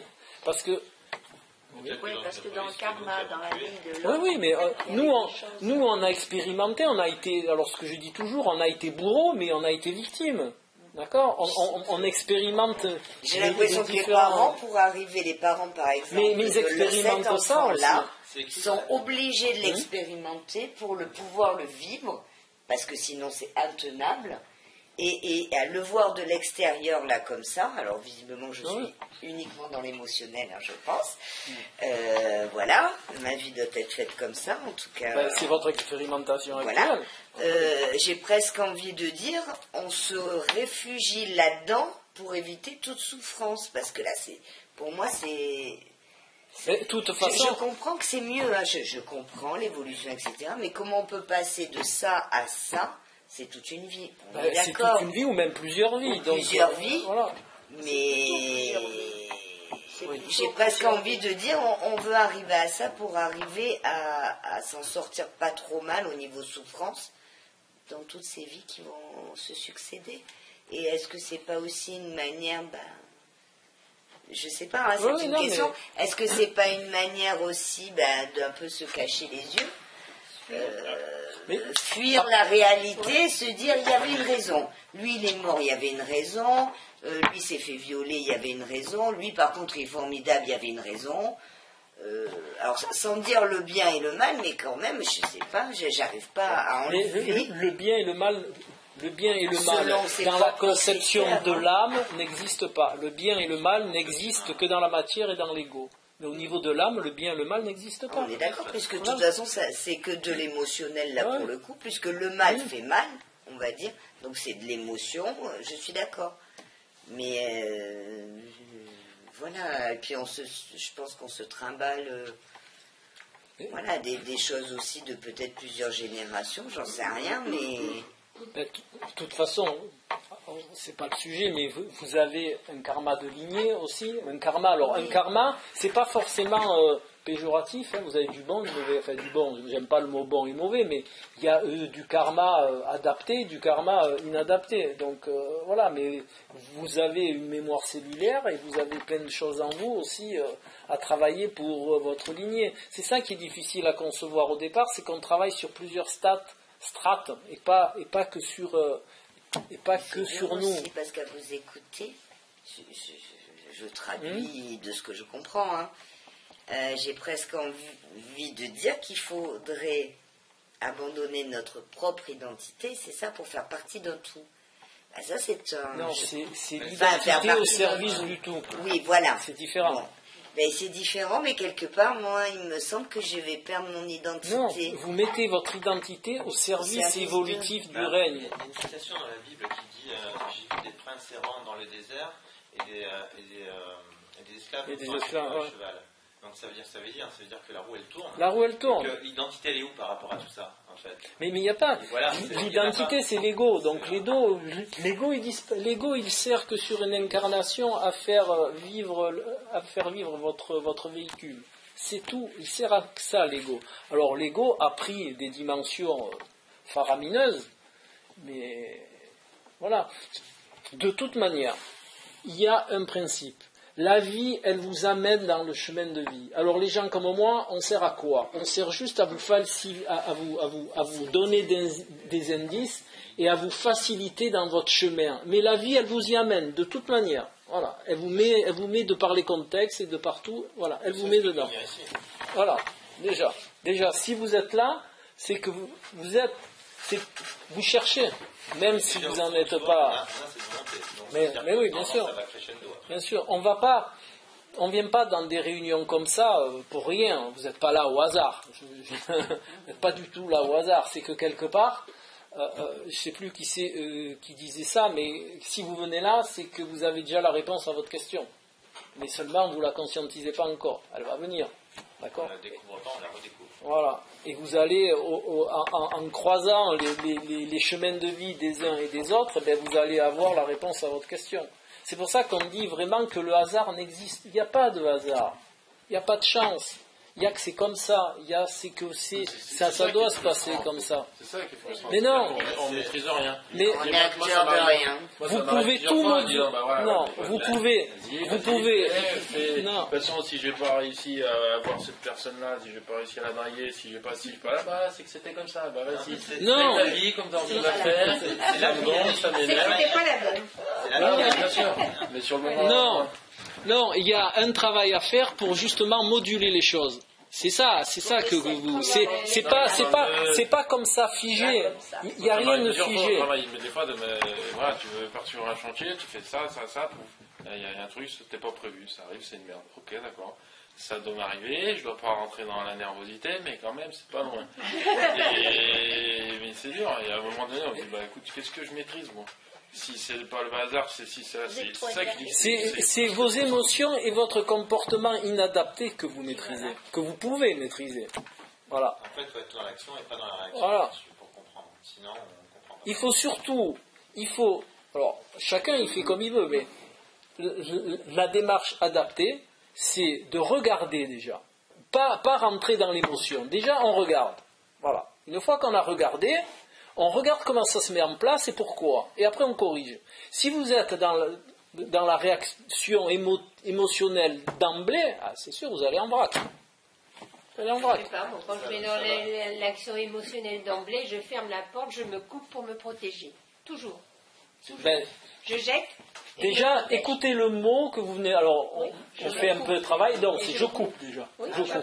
Ah ben non. Je coupe pour ne pas souffrir. Ben, un jour, vous allez couper pour du bon. Parce qu'à force de dire je coupe, un jour ça va couper, croyez-moi. Et ça arrive plus souvent que ce qu'on veut bien. Vous êtes ce que vous dites, en partie. D'accord? Donc si on vous dit je coupe, si après vous avez dit quoi? Je jette. Eh bien, inconsciemment, votre réaction émotionnelle, elle va vous amener dans du je coupe et dans du je jette. Voilà. Alors je ne vous dirai pas quoi parce que je ne suis pas devin, mais ça peut arriver. Donc, et c'est répétitif. Voilà, et si c'est récurrent, mais c'est qu'il y a quelque chose à faire dans le je coupe et dans le je me... Qu'est-ce que je peux corriger là? Eh bien, Le corrigez, pourquoi allez, Le pourquoi allez voir pourquoi, allez voir qu'est-ce que ça vous renvoie, Donc, pourquoi. ne pas fermer la porte, Ne fermez pas la porte, ouvrez-la la porte. Allez Exactement. voir de quoi il s'agit, pourquoi ça vous touche autant, pourquoi il y a cette émotion derrière. Mais j'ai la réponse. Eh bien voilà, eh bien alors travaillez dessus. Ben, c'est un vécu de mon père, en fait, Eh ben quand voilà, j'étais mais- adolescente, et qu'il y a des situations que je n'ai pas acceptées pour ma mère, et que quelque part, à chaque fois que ça me renvoie à quelque chose, voilà, je ferme la porte, je me protège et je jette. Oui, mais ça règle rien, puisque ça Je revient. repasse à autre chose. Oui, mais puisque, Mais ça revient d'après à ce chaque que je... Eh ben voilà, ben si ça revient, ben ça reviendra. Et vous voulez passer combien de vies comme ça? 15 J'en sais rien. ou 30? Je sais pas. C'est pas Ben la plus réponse. vite c'est réglé, et mieux c'est. Vous laissez la porte ouverte. Laissez la porte ouverte, Allez, comprenez, vers ça, attendez qu'il essayez de voir ce que ça vous renvoie, pourquoi. Regardez surtout les émotions qu'il y a derrière, ça vous donnera des indices. Ce à quoi il faut... Le travail est difficile, pourquoi? Parce qu'on maîtrise très peu nos émotions. Voilà. On ne les comprend pas. On réagit au lieu de regarder d'abord et de comprendre. On réagit, crac. Voilà. C'est le but de l'émotion. L'émotion, c'est de l'instinct, c'est de l'instinct mal approprié. Voilà. Non. C'est pour ça que je vous dis de mettre un peu plus de mental. Mettez un peu plus. Vous regardez. Vous affolez pas. Vous regardez et après, voilà, vous avancez pas par pas. Cette émotion, pourquoi elle est là? Qu'est-ce que ça me ramène? Voilà. Et vous cherchez à comprendre comment elle se met en place. Et vous regardez. Est-ce que les émotions, elles ont toujours une raison, une cause? Donc la cause, c'est l'émotion. Quoi, c'est l'émotion? Moi, par exemple, enfin, c'est un cas personnel. Hein. Essayez de voir une situation, une décision que vous avez prise où il n'y a pas une émotion derrière. C'est très rare, les gens qui arrivent à prendre des décisions qu'avec le mental. Hein. Il n'y en a pas des masses. Hein. Alors essayez de vous mettre dans la tête, un jour, pareil, vous vous mettez à la maison tranquille et vous essayez de voir une décision que vous avez prise mentalement Moi, et pas souvent, ça m'est arrivé émotionnelle. d'être à l'écoute de beaucoup de personnes et qui me racontaient des choses dans leur jeunesse qui ont été violées, et ci et ça. Au départ, j'écoutais, mais avec des émotions. Donc automatiquement, j'étais pas dans mes conseils, c'était pas bon parce qu'il y avait l'émotion qui partait. Et maintenant, j'arrive à écouter les gens, mais en coupant l'émotion. Et c'est grave. Enfin, moi, En coupant aussi, mais en coupant, c'est-à-dire- les émotions on coupe ce soir. Hein. Non, mais en coupant, je veux dire, en mettant une barrière. C'est-à-dire que je la prends, je la mets de côté. Ben, vous mettez pareil une barrière, madame s'enferme, et vous fermez la porte, vous mettez une barrière. Moi, j'ai l'impression Donc vous êtes que je toujours ferme, Non, mais dans moi, l'émotion. Oui, à l'écoute. C'est-à-dire Vous que, êtes voilà, toujours dans l'émotion. Si vous fermez, coupez, mettez des portes, c'est que vous protégez de l'émotion, vous ne la comprenez pas. Vous ne la mentalisez pas. D'accord? Si vous ne voulez pas être dans l'émotion, il faut pas rien fermer, vous la laissez venir, l'émotion. Vous la laissez. Une émotion, c'est fait pour ça. Une émotion, c'est incontrôlable. Vous savez la différence qu'il y a entre émotion et ressenti. Une émotion, c'est incontrôlable, on ne peut pas mettre de mots. Un ressenti, on peut l'expliquer. Voilà, c'est la différence. Donc une émotion, elle est là pour sortir. On la laisse sortir, mais on ne la laisse pas nous diriger. C'est ça la différence. On la laisse monter, parce que garder les émotions, c'est pas bon. On la laisse remonter, mais elle ne doit pas nous diriger. Quand elle remonte, qu'elle est sortie, après on la mentalise et on ne doit pas réagir par rapport à l'émotion. Voilà. Mais alors, on reste Moi, je dans la pense que souffrance. Mais non, mais justement. après, moi, je comprends ce que vous dites, mais non, mais ça m'arrive d'être à l'écoute. Ouais, après, peut-être que je mets des barrières, mais Si vous mettez une barrière, je ne fais pas de thérapie, si vous mettez une barrière, c'est que vous êtes toujours dans l'émotion et que vous vous en protégez. La barrière, c'est fait pour protéger. D'accord? Donc c'est que l'émotion, vous ne la mentalisez pas. Vous ne la comprenez pas, vous ne la corrigez pas. Vous vous en protégez. Pour éviter d'avoir mal, vous mettez une barrière. Mais Voilà. c'est ça. Eh ben oui, mais c'est pas, ça se gère pas comme ça, une émotion. Une émotion, ça se comprend, ça se laisse sortir, ça se comprend, ça se regarde, et elle ne doit surtout pas nous diriger. D'accord? Si elle nous dirige, c'est qu'elle agit sur notre ego, et notre ego nous fait faire une action. Alors que si vous la mentalisez pas, l'émotion elle sort, vous la rationalisez, et elle vous ennuie plus. Alors ça peut revenir plusieurs fois, parce qu'il y a des fois des émotions qui demandent un temps de correction plus ou moins long. Des fois, ça ne se fait pas dans la minute, ça ne se fait pas toujours dans la minute, hein. C'est même très rare que ça se fasse dans la minute. De corriger dans son entièreté, j'entends. Hein. La correction sur le moment, oui, ça peut. Mais corriger un état, ça peut prendre beaucoup plus de temps. D'accord ? C'est tout ça qu'il y a à mettre en place. Il faut pas que nos émotions nous dirigent. C'est ça, voilà, pour être un peu basique, il ne faut pas que l'émotion nous dirige. Il faut que l'émotion, elle remonte, elle sorte, elle fasse ce qu'elle a à faire parce qu'elle est faite pour ça, d'accord ? L'émotion vient du... Alors, je vais essayer de rentrer un peu plus profond, puisque avant qu'on se me fasse engueuler... Non, c'est bon, on entend. L'émotion vient du limbique. Le limbique est reptilien, donc c'est incontrôlable. D'accord ? On ne peut pas contrôler une émotion, parce que ça ne vient pas de la même partie du cerveau. Voilà.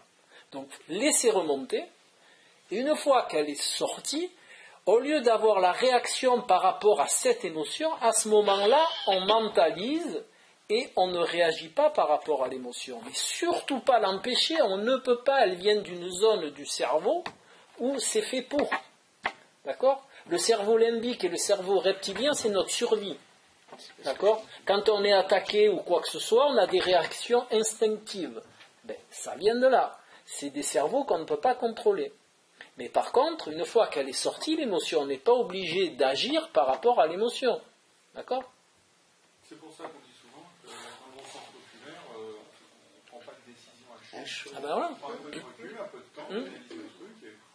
Il y a une règle que j'avais lue dans un bouquin, je ne sais plus lequel d'ailleurs, d'un auteur, qui disait toujours, avant de prendre une décision, il faut les 48 heures de mise. C'est-à-dire, vous laissez, avant quelques décisions importantes, c'est pour aller acheter un malabar, pas la peine.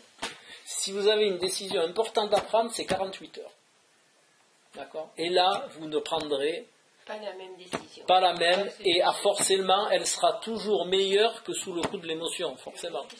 D'accord ? Alors, si un jour vous avez une maison à acheter, une voiture, mettez-vous 48 heures avant de vous décider, et vous verrez que vous ne déciderez pas du tout la même chose et que votre... de rétractation sur les crédits aussi. Ah, ouais. Mais maintenant, vous avez vu qu'ils ont tendance à enlever les délais de rétractation. Par exemple, à la foire de Nice, vous avez une clause en bas de tous les formulaires de commande où le formulaire de rétractation, il a sauté. Hein. Tout s'accélère. Ah, c'est exprès pour que oui, vous achetiez dans l'émotion. Hein. D'accord ? Oui. Vous êtes dans l'émotion, crac, vous achetez, terminé. Et hop. Maintenant, à la foire, ils disent carrément tout de suite 400 €, 10 fois 40 €.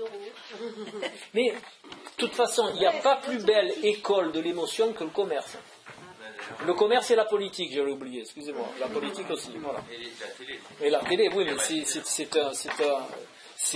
c'est l'appareil qui permet à retransmettre toute cette manipulation émotive de tous ces gens-là.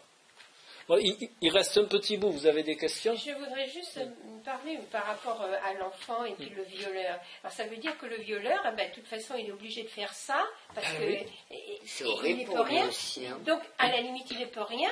Pourquoi est-ce qu'on le juge puisqu'il ne peut rien ? Parce qu'on juge l'ego, on ne juge pas l'âme. On juge sur les lois de l'ego. C'est ça que il y a deux niveaux. Si vous êtes dans le monde de l'âme, c'est une chose. Si vous êtes dans le monde de l'ego, c'en est une autre. Si vous mettez un dans l'autre, ça ne marche pas. Voilà. Vous ne pouvez pas comprendre des comportements du monde de l'âme dans le monde de l'ego, et vice-versa. Si vous cherchez à comprendre dans le monde de l'âme, il faut rester dans les lois de l'âme. Si vous cherchez à comprendre les choses dans l'ego, il faut rester dans les lois de l'ego. Mais si vous mélangez les deux, c'est pas possible. C'est pour ça que ça crée des compréhensions comme ça. Si on se met dans le monde de l'âme, on sait très bien que le violeur, il expérimente ce qu'il a expérimenté, et le gamin, ce qu'il a expérimenté. Si vous vous mettez dans le monde de l'ego, c'est horrible. Il faut y couper la tête ou faire ce que vous voulez. Quoi. Mais, ça veut voilà. dire qu'il est conscient de ce qu'il fait, mais il est poussé à le faire, et donc c'est normal parce qu'il est poussé à le faire et qu'on y peut rien. Tout le monde n'est pas conscient de son chemin de vie. Ça dépend de quel côté. Toujours pareil. Ça dépend si vous mettez du monde de l'âme ou du monde de l'ego. C'est toujours pareil. Mais là, vous servez de un pour, entre guillemets, concevoir l'autre, et vous servez de l'autre pour... C'est pas possible. Soit vous conscientisez le monde de l'âme et vous en tirez des concepts, et vous faites pareil dans le monde de l'ego, et à ce moment-là, vous arriverez à comprendre les deux, et arriver après à comprendre le rapport qu'il y a entre les deux, mais vous ne pouvez pas aller dans le monde de l'âme avec les concepts du monde de la matière, c'est pas possible. C'est justement là où on vit dans cette société-là. Un recul, une prise de conscience. Oui. Et en fait, dans le monde où on vit, si on schématise vite fait, le secteur primaire c'était l'agriculture, on va dire au début du siècle, c'était la terre, on pose. Au milieu du siècle, on va dire c'était l'industrie secondaire, on est en surface. Et aujourd'hui, c'est l'industrie tertiaire. C'est quoi? C'est la communication, les satellites. Donc, on est en recul par rapport. Et c'est là où on vit. Et c'est là où les gens ont souvent du mal, parce qu'ils ont été formatés, à faire cette notion de recul. Pour voir leur vie, justement, comment elle est. Et si on regarde bien, d'un niveau macro, voilà, on voit là où on est amené à aller, quoi. Mais maintenant, le problème qui résiste, c'est qu'on laisse pas. Les gens, ils sont tellement dans une démarche qu'ils ne prennent plus le temps, à part certaines parties des gens, mais la plupart ne prennent plus le temps de regarder ce qu'ils font, ni ce qu'ils vivent. Alors, moi, j'ai des gens en consultation toute la journée, mais des fois, je me dis, mais c'est pas possible. J'ai dit, mais jamais vous posez 5 minutes et vous regardez ce que vous faites. Les gens, ils arrivent avec des trucs, ouais, je divorce, je machin, je chose tout à la fois, mais ils en parlent comme... Voilà, allez, ça c'est fait, il faut que je règle ça. Attends, si vous regardez bien, on les amène à tout ça. Parce mais que bien sûr. Avant, il n'y avait pas le téléphone portable, il n'y avait pas les tablettes, il n'y avait pas le PC, il n'y avait pas tout ça. Aujourd'hui, vous allez en salle d'attente, c'est ou la musique sur les oreilles, ou le téléphone et SMS, si ce n'est pas des PC. Donc, les gens se sentent obligés de s'occuper à ça, parce que sinon, ils sont seuls et pas bien, s'ils ont rien à faire. Sûr, Donc, on les amène à ça, justement, pour les presser. Et ce qui fait le jeu de un peu tout ça, quoi. Bien sûr, c'est le but de la société de matière qu'on a fait. On a fait une société de matière. Maintenant, l'âme, elle a du mal à transparaître. L'âme est là pour faire c'est pour ça qu'on dit spiritualiser la matière. Il faut revenir à quelque chose, aux vraies raisons pour lesquelles la matière est là. D'accord? La matière a pris le pas. Si vous préférez, la matière a pris le pas sur l'âme. Voilà. Et l'âme est là pour faire transparaître, pour illuminer la matière. La matière a 99% de vide. Voilà. D'accord. Après, quand on rentre dans le si on va un peu plus loin dans la démarche, il y a la matière n'est faite que de vibrations. D'accord. Donc, ce que je conscientise et ce que mon âme fait dans mon chemin de vie interfère avec votre âme et votre chemin de vie. Tout est alors mais ça c'est une conscientisation qui est un petit c'est le stade d'après, c'est que on est tous interconnectés. Ne croyez pas que votre âme c'est votre âme et moi c'est la mienne et c'est celle à la demoiselle et tout ça. Ça marche pas comme ça, hein. L'âme est une énergie globale au départ, d'accord, qui se scinde dans la matière pour pouvoir la spiritualiser. Et quand l'âme quitte le véhicule, elle retourne en état global, synthétiser son expérimentation. Je crois que ce qui est aussi difficile à conscientiser, c'est que on fait partie d'une globalité. Hein. Si vous prenez la matière, c'est-à-dire nos corps, la matière dont il est constitué, c'est exactement c'est pas une matière différente que celle que vous trouvez dans la conception de l'univers. On est exactement fait d'atomes de carbone, de tout ça, que ce que vous trouvez au plus profond dans l'univers. D'accord ? C'est pour ça, c'est difficile pour beaucoup de gens de se rendre compte qu'on est une partie de cet univers et qu'on n'est pas un individu posé là et moi je suis moi et c'est que moi dans la moi. D'accord ? Ça n'existe pas. On est un morceau de ce grand tout. C'est ça qui est difficile à concevoir. Quand vous arrivez à concevoir ça, vous pouvez comprendre les interactions qu'il puisse y avoir entre l'âme et la matière. D'accord ? À la base, on sort du petit truc Big Bang, quoi. Donc, oui. Forcément, on est tous... Oui, là-dessus, il y a... Voilà. Après, vous avez les mythes là, qui vous expliquent la création du monde, mais c'est pareil, mais non scientifique, c'est dans le monde du sens. La science, on est dans le monde de la matière quand même, toujours. La science actuelle, la science pure et dure, la physique, tout ça, on est dans le monde de la matière. Mais vous avez les mythes qui sont le monde du sens au terme de sens, d'accord ? Donc, alors tout ça, ce que je vous dis là, ce que je vais vous raconter, ça n'a jamais existé. C'est des histoires, mais c'est surtout des archétypes, d'accord ? C'est pour faire comprendre à l'humain comment tout fonctionne. Les histoires d'Hercule, Zeus, Hermès, tout ça, ça n'a pas existé. On est bien d'accord. C'est de la mythologie. Voilà. Mais par contre, ce sont des archétypes qui permettent de comprendre comment tout ceci fonctionne, comment notre système, notre règne fonctionne. D'accord ? Oedipe, mais au début, il y a l'histoire de Chronos et de Gaïa. D'accord ? Gaïa, donc c'était la Terre, et Chronos, c'était cette énergie noire qui entourait la Terre. Entre les deux est venu Eros. Eros a fait l'amour à Gaïa, qui a fait les titans. Mais Gaïa, je vous la fais court, parce que ça peut être très long. Les titans ont été gardés dans le ventre de Gaïa, c'est-à-dire au centre de la Terre. Et quand Gaïa elle a eu marre d'être montée par Eros, elle a lâché les titans qui ont formé Chronos. Et Chronos, ça a été fait après, on a rajouté un H pour faire le temps. D'accord ? Mais Chronos, au départ, celui qui a enfanté la Terre, ça s'écrivait C-O-R-O, il n'y avait pas de H. C'est quand c'est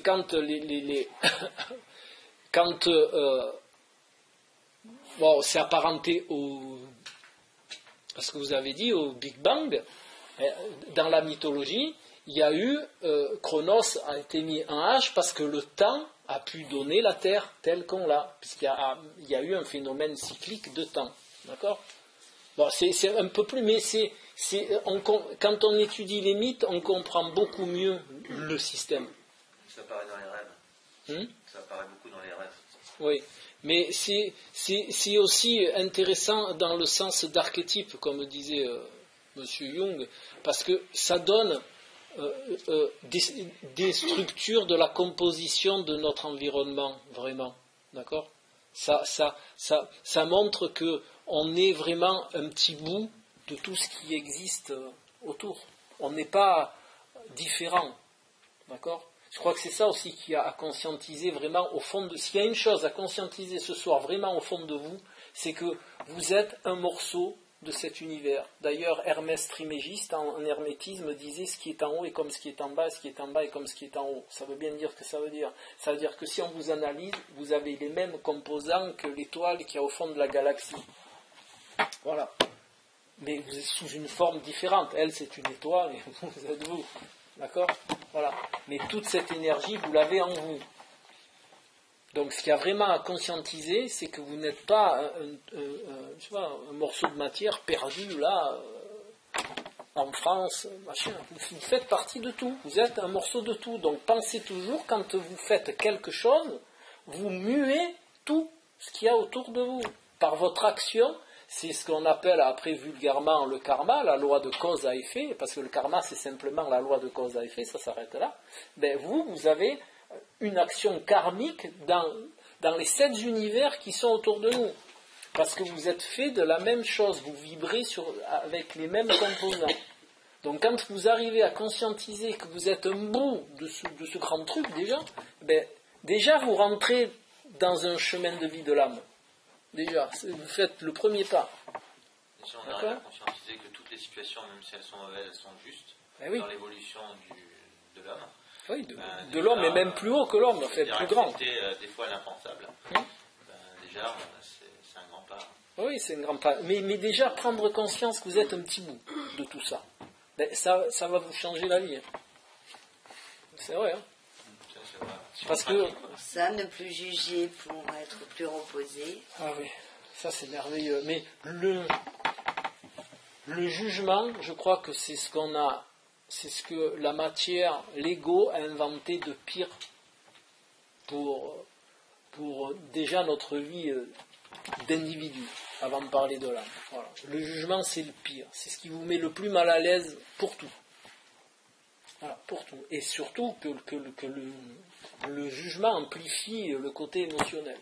Parce que quand vous jugez, c'est que votre émotionnel qui est en vrac. Puisque votre émotionnel, il est au service de votre ego. Donc quand vous jugez, vous mettez en vrac complet. Ce que dit Pierre à Paul, on dit plus en rien. D'accord ? Donc, essayez déjà ça. Ça vous parle, ça, de vous concevoir un petit bout de ce vaste univers ? Déjà, ça vous ouvrira la porte à la compréhension sur l'âme. Dans ça, vous avez d'autres questions ? C'est déjà un sacré morceau. Ah, le livre, j'aime ça. Ah, ça, allez-y, je me régale avec le livre arbitre. Si on pense que dans le monde, tout ce qui nous arrive est juste, dans l'évolution de l'homme, et, en tant qu'individu et en tant que globalité, du tout, à quel moment, on va dire, pour moi, c'est comme un tronc où il y a plusieurs branches, le libre arbitre, il est toujours dessiné. Est-ce qu'on peut le voir comme ça, ou est-ce qu'il faut le voir autrement ? Le libre arbitre, alors, il est toujours... ce que j'appelle moi dans une certaine limite. On ne peut pas faire quelque chose qu'on n'est pas capable de faire. Mais par contre, on a le libre arbitre dans ce qu'on est dans nos potentiels, dans nos potentialités, on a un libre arbitre. Voilà. Donc on peut le voir comme un tronc avec différentes branches. Voilà. C'est déjà écrit en fait. C'est pas déjà écrit. Il y a le potentiel. Maintenant, ça va dépendre de la manière dont on va travailler qui va se révéler. Il va se révéler d'une manière ou d'une autre. Dans un sens ou dans un autre. Mais toujours dans nos potentiels. On ne peut pas avoir un libre arbitre dans les potentialités qu'on n'a pas. Oui, bien sûr. C'est quoi le libre arbitre ? C'est pouvoir être acteur. C'est des situations que nous on dit bien mal, en fait, on choisit une voie, ou alors, je sais pas... Mais bien mal... non, mais ça c'est le concept, mais c'est pour expliquer, en fait. Voilà. C'est être acteur. Voilà. Le libre arbitre, c'est être acteur. Voilà. Quand on n'a pas de libre arbitre, on subit. Et quand on a un libre arbitre, on est acteur. Voilà. On peut moduler les choses. Mais toujours les moduler dans ses potentialités. Voilà. Quelqu'un vous klaxonne en voiture, il est énervé, vous décidez, libre arbitre, de réagir.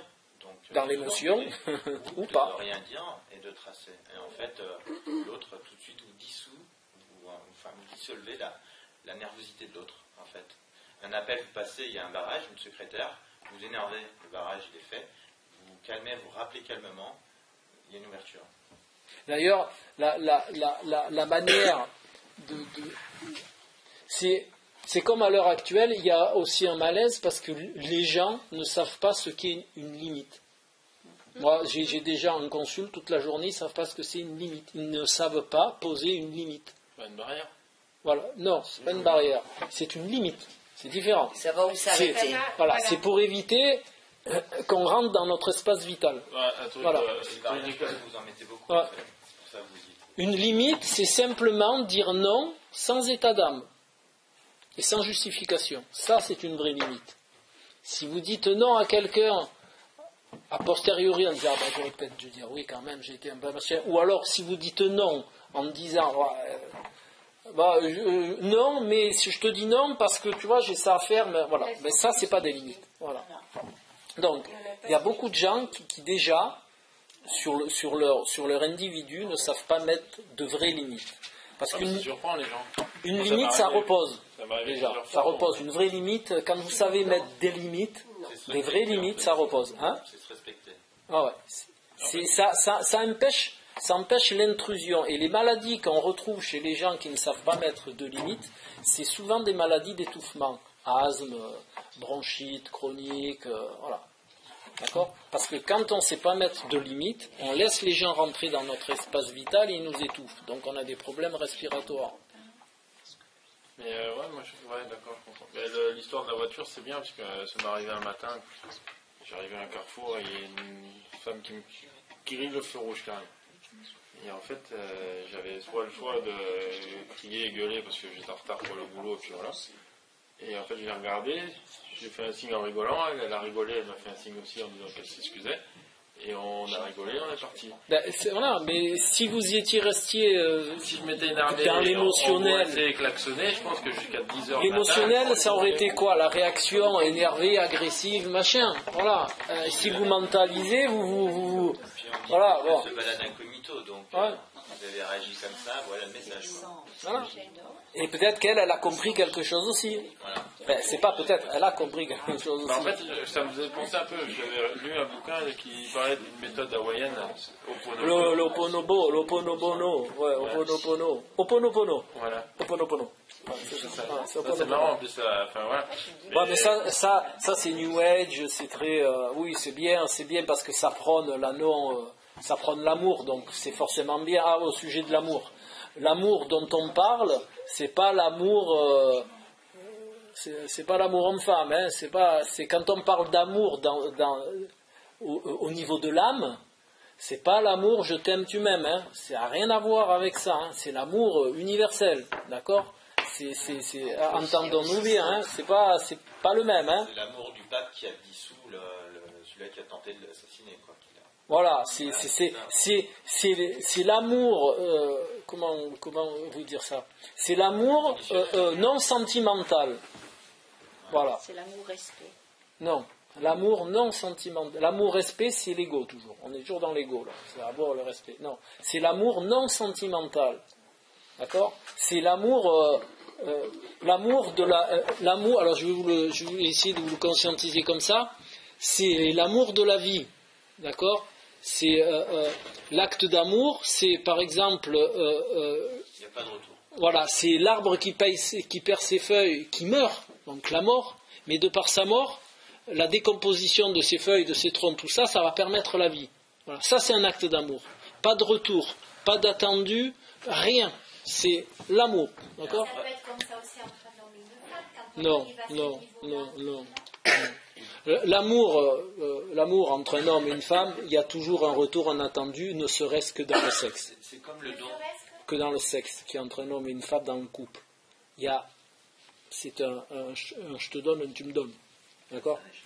Voilà, donc c'est pas de l'amour. Enfin, c'est de l'amour à l'ego, mais c'est pas de l'amour de l'âme. Parce que dans l'âme, il n'y a pas de sexe. Hein. Là, les âmes, rien du tout. C'est comme le don. Quand vous faites un don, faut le faire sans savoir à qui ça va et pas sans vanter que vous avez fait un don. Ah ouais. Parce que sinon, ça allume tout, en fait. Plus bel exemple, alors je vais en faire bondir quelques-uns, mais ça fait rien, j'aime bien. Plus bel exemple, c'est Sœur Thérèse et puis l'abbé Pierre. Hein. Il n'y a pas d'altruisme là-dedans. Hein. Non, c'est même pas du point de vue médiatique, c'est la réalisation de deux égaux. D'accord? L'altruisme n'existe pas. L'altruisme, c'est toujours au service de soi. On peut même dire que Coluche, quelque part, il n'était pas dans l'amour dans le sens où il a satisfait son ego en bien sûr. Bien sûr. C'est le bon égoïsme. Bien sûr. Quand vous prenez le thème astral de Sœur Emmanuel et de l'abbé Pierre, bon, que vous croyez ou pas à l'astrologie, on s'en fout, mais d'après les données astrologiques, ce sont des gens qui sont dans l'ego le plus total, mais par contre, ils ont réalisé leur ego par le service aux autres. D'accord? Mais on est toujours dans l'ego. Mais moi, je sais que je fais des gardes pompiers et je vois ça, mais c'est énorme. Quand on dit, ouais, les pompiers, c'est magique. Ah non, je travaille 30 ans à l'hôpital. On prend du plaisir à recevoir des autres. On a peut-être sauvé quelqu'un, la famille va arriver, va dire voilà, magnifique, c'est si, et ça prouve. Bien sûr. Ça nous... C'est pour ça que je vous parle. L'amour, c'est pas l'amour, c'est l'amour d'en haut dont je vous parle. Moi, c'est l'amour, voilà, c'est l'amour, l'arbre qui perd ses feuilles. C'est voilà, c'est sans attente, sans rien. C'est sans. Conversation avec Dieu, le film, le bouquin, il y a plein d'exemples comme ça. Ouais, je l'ai lu. C'est pour ça que je vous dis, il faut, c'est le chemin de vie, le monde de l'âme, tout ça, ce sont des conceptions qui sont différentes du monde de l'ego. Donc c'est très difficile à concevoir si on ne connaît pas les règles des deux, d'accord, et si on mélange les deux. Les deux se mélangent par l'expérimentation, mais pas par des conceptions, d'accord. De toute façon, le chemin de vie, il n'y a pas de théorie. Voilà, ça aussi j'avais oublié de vous le dire, mais seul compte dans la vie de l'âme et dans le chemin de vie, seul compte l'expérimentation. Voilà. Les bouquins, ça ne sert à rien. Seul compte l'expérimentation. Seul n'a de valeur que ce que vous expérimentez. Après, vous avez besoin, on a tous besoin d'informations, on a tous besoin voilà, ça oui, mais vous ne devez adhérer qu'à ce que vous avez expérimenté. Nous sommes l'information d'ailleurs. Voilà, oui. Donc on partage, on donne des indices, on fait ce que vous voulez, mais seul compte votre expérimentation. C'est pour ça qu'on dit toujours que les gens qui ont des grosses bibliothèques et qui n'ont pas expérimenté les livres, ça ne sert à rien. D'accord ? Voilà. Si vous faites quelque chose dans ce domaine-là, il faut l'expérimenter. Alors, quand on parle d'émotion, tout ça, expérimentez d'essayer d'avoir une influence sur vos émotions. Expérimentez-le, ne le gardez pas seulement en données explicatives. D'accord ? Je vous dis, la seule chose qui compte, mais même dans l'évolution de l'individu, la seule chose qui compte, c'est l'expérimentation. Vous ne pouvez tirer leçon que d'une expérimentation, mais pas d'un savoir. Vous savez la différence qu'il y a entre un savoir et une connaissance. Le savoir, c'est des connaissances qui n'ont pas été expérimentées, alors que la connaissance est un savoir qui a été expérimenté. Voilà. Donc pas de savoir que des connaissances. Si vous voulez avancer dans la vie, dans votre chemin de vie, il n'y a que ça. Et c'est ce que vous amène l'âme et c'est pour ça qu'elle vous crée des contextes et qu'elle expérimente, parce qu'elle ne peut comprendre que par l'expérimentation. D'accord ? Donc, je vais enlever des choses, moi, ce soir. Il faut que j'attende 48 heures avant de prendre une décision. Mais déjà, c'est bien. Mais moi, j'aurais aimé que vous disiez, je vais essayer de concevoir que je fais partie de quelque chose de grand. D'abord, avant les 48 heures. Parce que ça, les 48 heures, c'est quand même un petit peu égotique. Hein, bon. C'est-à-dire que je mets beaucoup moins que ça, alors je vais être plus sage. Mais c'est vrai, essayez de conscientiser que vous faites partie de ce grand tout et que vous n'êtes pas un truc esselé, posé sur terre avec une petite vie à réaliser, machin. D'accord ? Non, mais je ne parle pas pour vous, petite vie, je parle en général. Non, mais bon, effectivement, on n'est pas là pour qu'on soit, c'est moi, non, ça va dans tous les sens. Et puis ça fait comme ça, et puis ça fait comme ça. On donne, on reçoit. Après, si vous voulez des choses qui révèlent un peu plus de données sur l'âme et sur tout le reste, il y a un monsieur que je connais et qui est très bien, vous le trouvez sur internet, ses conférences sont gratos, vous les téléchargez, ça s'appelle la psychosophie et c'est Patrice Brasseur. Voilà, les conférences sont gratos, vous en avez, il y a 10 ans de conférences, ça parle beaucoup de justement des conceptions de l'âme par rapport à l'ego. D'accord ? Il explique beaucoup ce que je vous ai fait en tout petit, il explique ça, la globalité par rapport à l'individu et ce à quoi l'individu sert dans l'évolution du règne ou dans l'évolution par rapport à l'humanité. Il explique aussi très bien la différence qu'il y a entre l'amour et l'amour. D'accord ? Bon, il se sert un peu des mythes, pour ceux que pas tout le temps, hein, de temps en temps, il se sert un peu des mythes, qui est très... c'est un domaine qui est très intéressant parce qu'on est tous porteurs d'un mythe qui donne des indices sur notre chemin de vie. Voilà. Donc, notamment, que ce soit Prométhée, Narcisse, enfin, ce que vous voulez, tout le monde est porteur d'au moins un mythe. D'accord. Et un mythe est révélateur de certaines émotions sur lesquelles il faut travailler. Voilà. Qui nous aide à travailler notre chemin de vie et à progresser sur celui-ci. Le titre là de Patrice Brasseur, qu'est-ce que c'est? C'est psychologie? Psychosophie. C'est psycho et philosophie. Donc psychosophie. Enfin, la psychologie est très reliée quand même au domaine de l'âme. Tout est lié, ésotérisme, psychologie.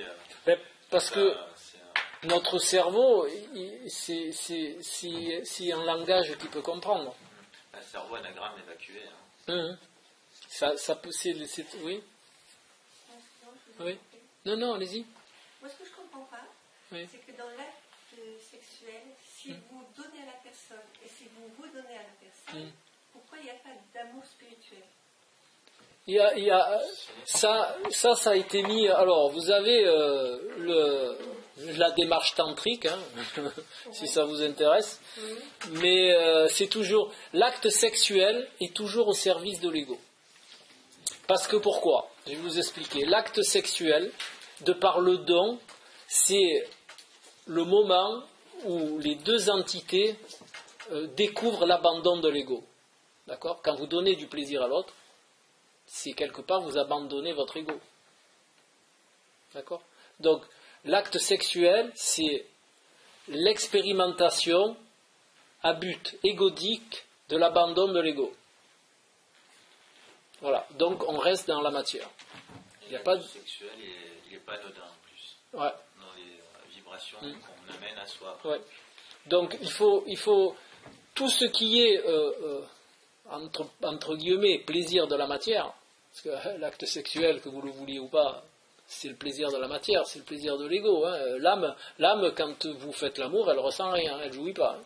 Mais c'est comme manger alors. C'est comme manger alors. Ben, manger, c'est pareil, c'est pour faire fonctionner la matière. Ça fait partie des besoins fondamentaux. Manger, non, je dirais pas manger, moi, parce que c'est encore différent. Se nourrir, oui, mais se nourrir, c'est pas les gâteaux, se nourrir, c'est basique pour l'être. Alors ça c'est mon autre casquette aussi, donc je peux vous en tirer gros comme ça. Hein, se nourrir de manière physiologique n'a rien à voir avec la manière dont on vous mange, donc pas moi, mais dont vous mangez. Voilà. Ça, je vous, hein? C'est fade comme vie. Hein. Ah non, c'est pas fade. Moi, je me régale. Hein. On n'a pas les mêmes. C'est pour vous, ça vous paraît fade parce que vous êtes dans l'émotionnel. Mais moi, je mange très bien et je fais plein de sports, plein, Ironman, tout ça, et je mange. Vous savez ce que je mange? Des pommes, des bananes, des amandes, des noix. Mais vous prenez plaisir à les manger ou pas? Oui, bah bien sûr que je prends plaisir. Moi, je me fais un mixte de noisettes, d'amandes et de bananes, mais je me régale. Oui, bah alors ça va, parce que vous vous régalez, mais... Je me régale, mais de manière physiologique. Non, déjà, j'arrive pas à la digérer. Voilà. Le gras, c'est... Et parce que vous n'y êtes plus habitué. Mais non, je mange des avocats, c'est hyper gras, mais c'est du gras végétal, et ça ne rajoute rien. Les amandes, c'est hyper gras, les noix, c'est hyper gras, et ça passe tout seul. Voilà. Après, si vous me filez de la tartiflette ou... non, ça... Une tartiflette allégée. Non, alors surtout pas, non. Alors, non, mais bon. Il ne faut pas de farine, il ne faut pas de lactose. Peu importe, mais bon, je mange la ça, je mange de tout, voilà, mais pas cuisiner, pas... Voilà, pas... Enfin, je sais, depuis qu'on m'a défendu le lactose, je vais beaucoup mieux. Mais si je vous invite à manger, alors vous allez manger quoi? Non, par contre, quand je vais chez quelqu'un, je mange ce qu'il y a. Voilà. C'est l'heure. Quand je vais chez quelqu'un, je mange ce qu'il y a. Je mange ce qu'il y a à table. Si c'est tartiflette,